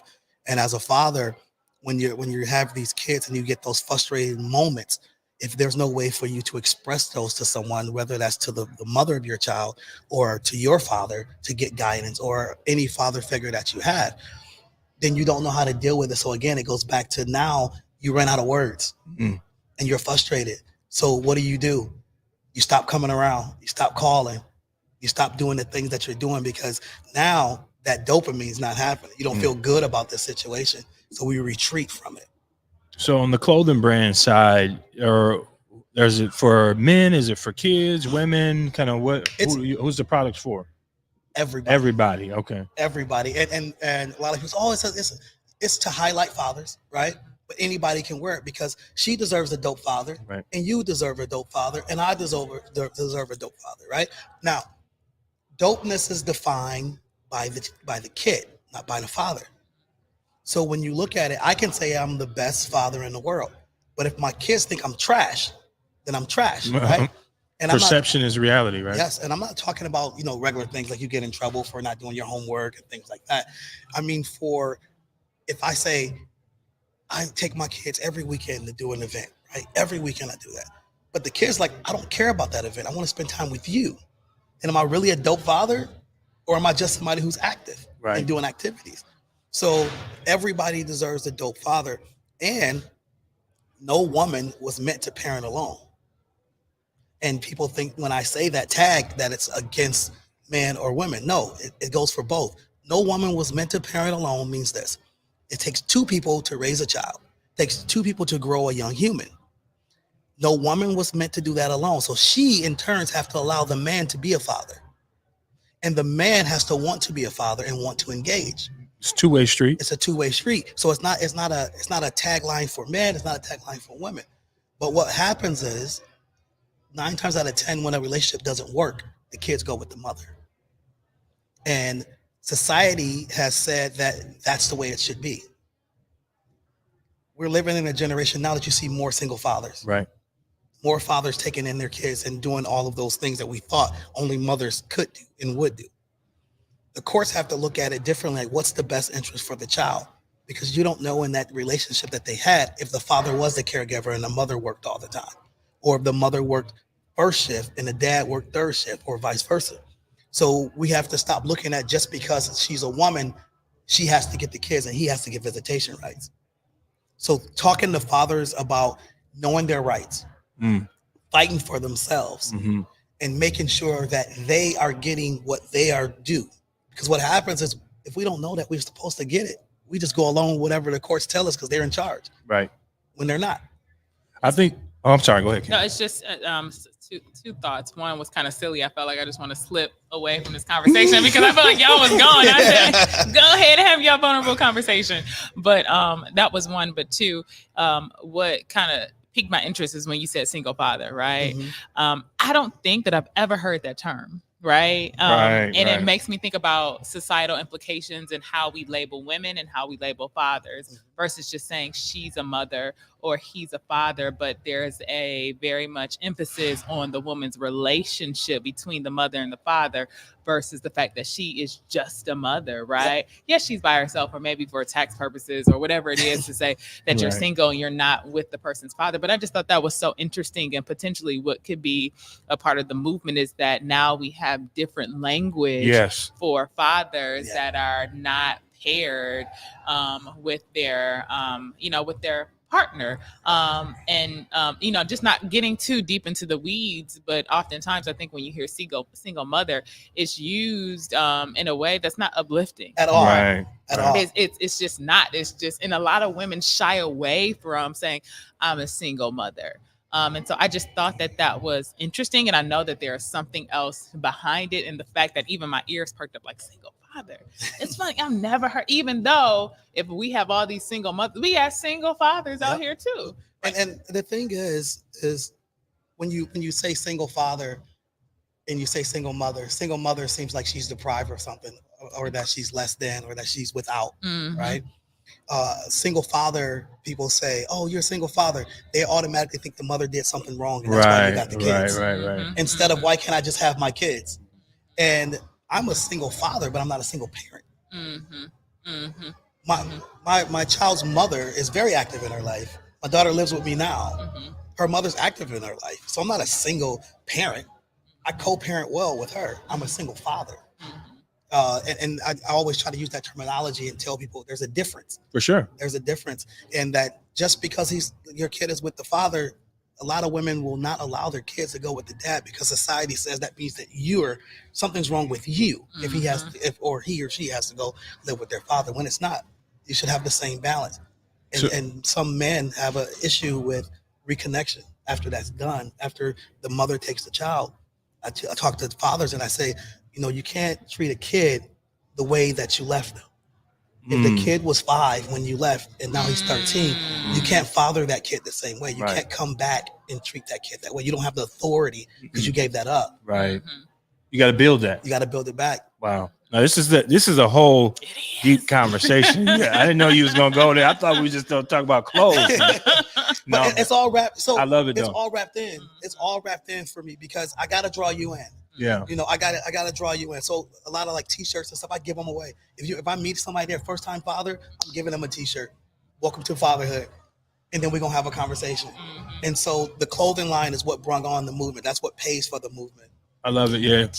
I mean, it is, and just because even I'm just listening to your language. Language is important, right? Extremely. And when you say "Welcome to Fatherhood," never heard of it. I mean, not never heard of fatherhood, but I just think about welcome to motherhood. You know, new mom and all this stuff, and it's very much a celebration. But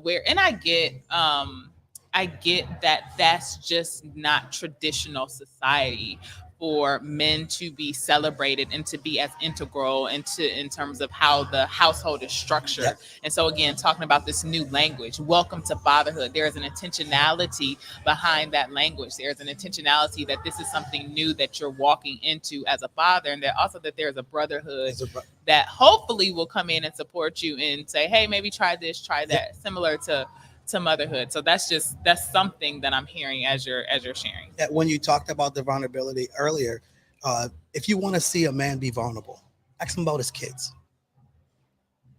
If you talk to a man who's actively in his kid's life, or not actively, because contrary to what people think, there's two: either it's by choice or by force when you're not around your kids, right? And so at night, men think about that, just like a mother would think if she didn't have her kids. But we don't think men have emotions that way.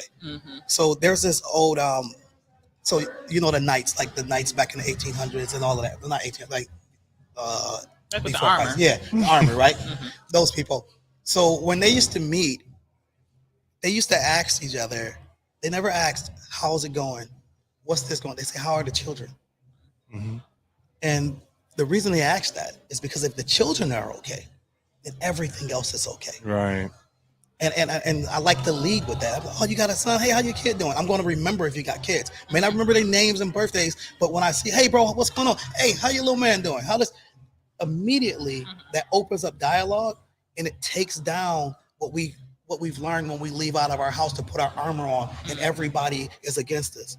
I say, hey, brother, how your kids doing? Oh, man, you wouldn't believe. And now we've had a 15-minute conversation about kids. Right. And then we can go into whatever else. So that's how you make a safe space. Yeah. Man, you offer vulnerability, they're going to give it back to you. Yeah. You got some important stuff, man. You got some pretty deep concepts, man. I do just what you said. You know, when I'm oftentimes greeting folks, is the first thing is, how's your family? How's the kids doing it? And that can help, you know, kind of break down those barriers and build that relationship. So I'm super excited to kind of hear more about what you have going on. Where can people find the clothes? And then talk a little bit briefly before we wrap up about the food truck as well. Okay. So you can find the apparel. It's ekdadf.com. So I'll say that slow because I speak fast sometimes. Okay. So it's ekdadf.com. Okay. You go on the website, look at the clothing. Facebook is Every Kid Deserves a Dope Father. Okay. Instagram is same ekdadf.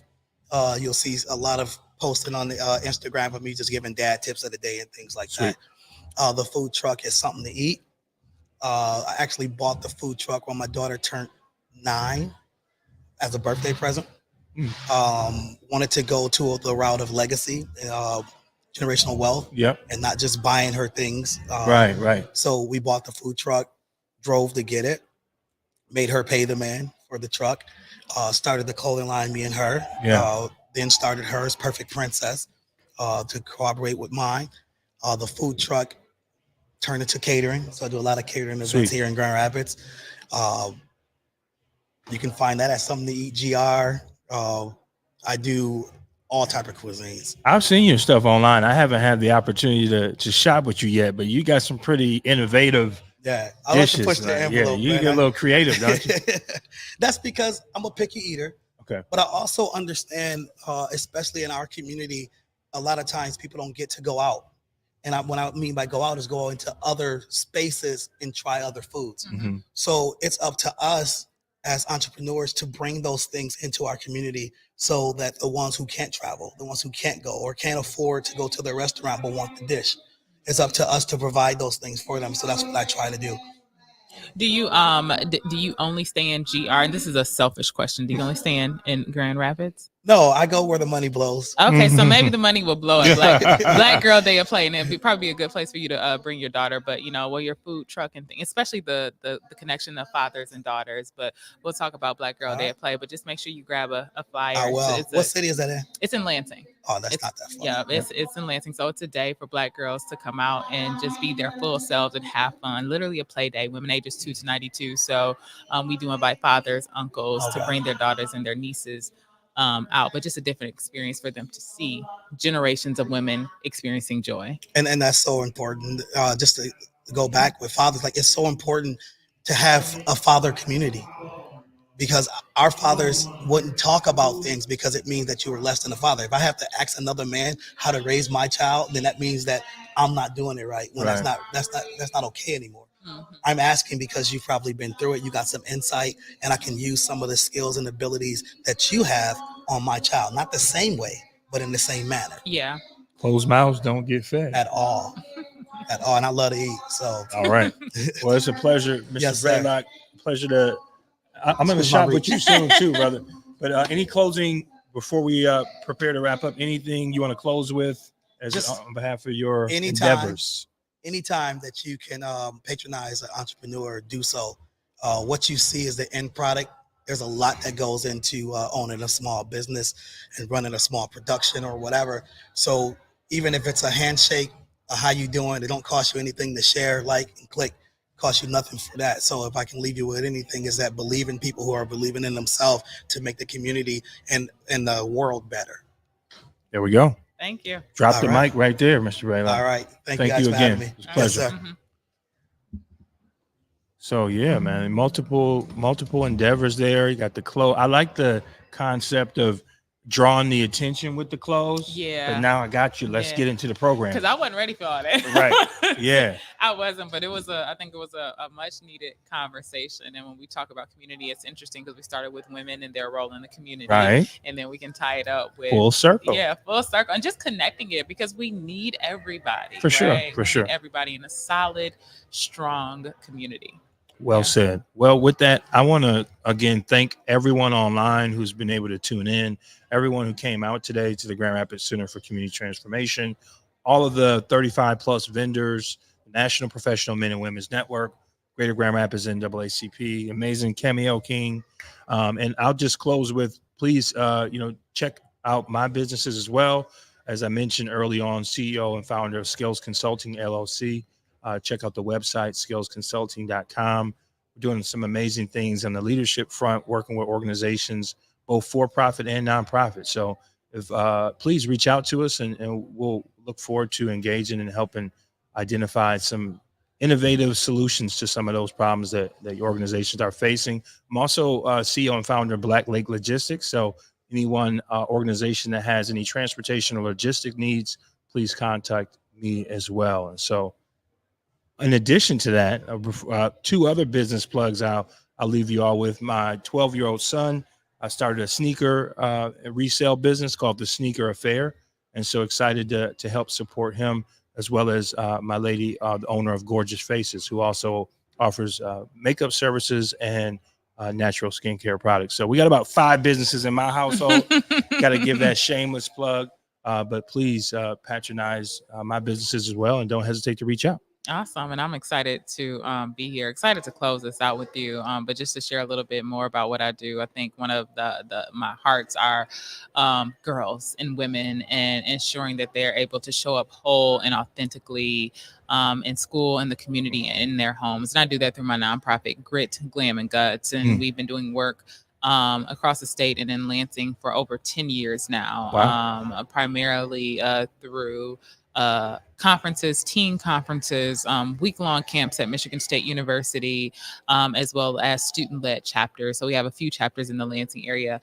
Definitely open to branching out in Grand Rapids. Let's do it. Yeah. We have a couple inquiries in Detroit and even across the nation. So excited to do this work and build our girls up. And then one thing that we very much stand on is we don't teach girls how to girl, right? We equip you with the tools so you can navigate life. It's amazing. It's all about knowing who you are, your identity, self-awareness, and recognizing and engaging in the power of your voice. And I know that's so crucial to girls, especially little Black girls who are often told that the pathway to self-actualization, the pathway to success is honestly being quiet, being nice, being cute, and being sweet. But it's not. It's advocating for yourself. It's drawing those boundaries and using your voice to do that. So excited to do the work of Grit, Glam, and Guts and connecting with organizations and businesses. I know we were talking about collaborations. For sure. Can't do it by myself. Don't do it by myself. With the people that support me and just other people that are interested in this work. And then the big thing that I'm excited about everything, but but it's Black Girl Day of Play. Yes. I created that because, you know, it's an opportunity for women to really connect to joy, Black women to connect to joy. Black Girl Day of Play, June 29th in Lansing, Michigan. Woo, woo! It's our it's our third time doing it. The first 2 years we did it at the state capitol. This year we're doing it at Adado Riverfront Park. It's because we're expecting so many more people. Last year we had about anywhere between 3,500 and 4,500 people come out to Black Girl Day of Play. So we're expecting a lot more. But the heart of Black Girl Day of Play, the heart of 3,500 Black girls. Listen, why don't you come up real quick and close this out, brother? We're closing out right now. We got to recognize the founder of the organization. Our good brother Irvin Pratt. But Cameo, I didn't mean to cut you off. Okay. Black Girl Day of Play, and then we'll close out. And so just wrapping it up, Black Girl Day of Play, it's a day for Black women to come out and experience joy, freedom, and do it in a public space, and to really access that joy and be reminded that we deserve joy. You know, again, oftentimes we are the workers, we are the servers, we are the doers of the community, but I don't want no Black women volunteering on that day. I want them to come out and just have fun, right, and play, and to exist and to be in the safe space, and then continue to pursue that literally every day of their lives. So that's why I created Black Girl Day of Play. We're gonna be swinging from chandeliers. Ain't no chandeliers outside, but you get what I'm saying. It's lit. It's lit. Double Dutch, all that, swing, skating. We have vendors from all across the state. Just a good time with ourselves and our community, being our full selves. And you said something that I thought was really profound, Cameo. And you said it's not only important for obviously the Black girls to experience joy, but the importance for other people to see that in a public setting. Right. Historically, like, you know, we got the great Bell Hooks. She talks about it all the time about how we only have, in a sense, two it's either righteous or ratchet, right? Right. And so what does the levels of joy look like for Black women and for other people to see that? Because even historically, like when we laugh as Black people, we were taught to run and cover our faces and laugh, right? We would get penalized for that. And then even just in all we do, like, what is life?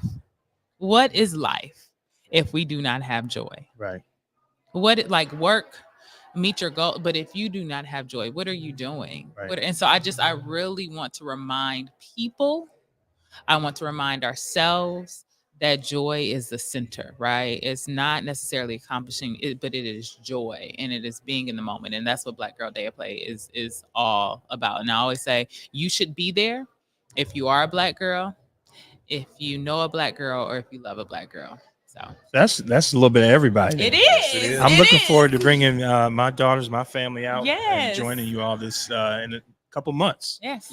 But as we prepare to close out, we want to make sure we recognize our good brother Irvin Pratt, who's the founder of the organization. Thank you, brother, for hosting this and putting together this business showcase, allowing us to come together and highlight some of the Black businesses. And so, any closing remarks from you as we wrap up the showcase this year? Yeah, personally, I want to just say thank you to everyone, all the vendors, all the people that came through. We had I would say, great traffic, okay? And it was awesome. Today was an awesome experience. And personally, I want to thank Camille King from coming out of the Lansing area. This is part 3. Yeah. And then also Kareem. Both of them have been really babysitting us with our podcast and providing their skills, okay? And also their network as well. So personally, I just want to do a personal thank you. Thank you, brother. You guys rock. Okay. Thank you. Yeah. And then our Black on Black, I call it, it's 24/7 7 black on black in there. We have all our vendors, small business, and I would say a huge small business network. And also the vendors are awesome today. It's been really great. We've had a really 2-day great time. And when I say that, we had a mixer last night, full house, good networking, people from Lansing, Muskegon, Grand Rapids area. It was awesome. And then also today is like we got people from all over too that has been attending. And personally, thank you for taking that highway trip. Yeah, It's all right. It's all right. It's We worth appreciate you. It's Now, worth it. my promise to you, same as Kareem offered to, is for your event, we're gonna be there. Yes, Okay, come on. we're gonna out. recruit. I'm gonna personally recruit for you from the area in Lansing that I'm connected with. Okay, I appreciate that. I've been doing that here. Okay. Okay. So just like you contribute, I'm contributing. Goes both ways. I Okay. appreciate that. Yes. I Thank appreciate you all that. again, and check us out next year. Mhm. I'll be here if they allow me to come back. Really? And so check us Yes. all out in our individual endeavors, but most importantly, support these businesses that are here today outside of today. It doesn't stop here, and we'll look forward to seeing you all next year. Okay. Thank you. Thank you. All right. I didn't.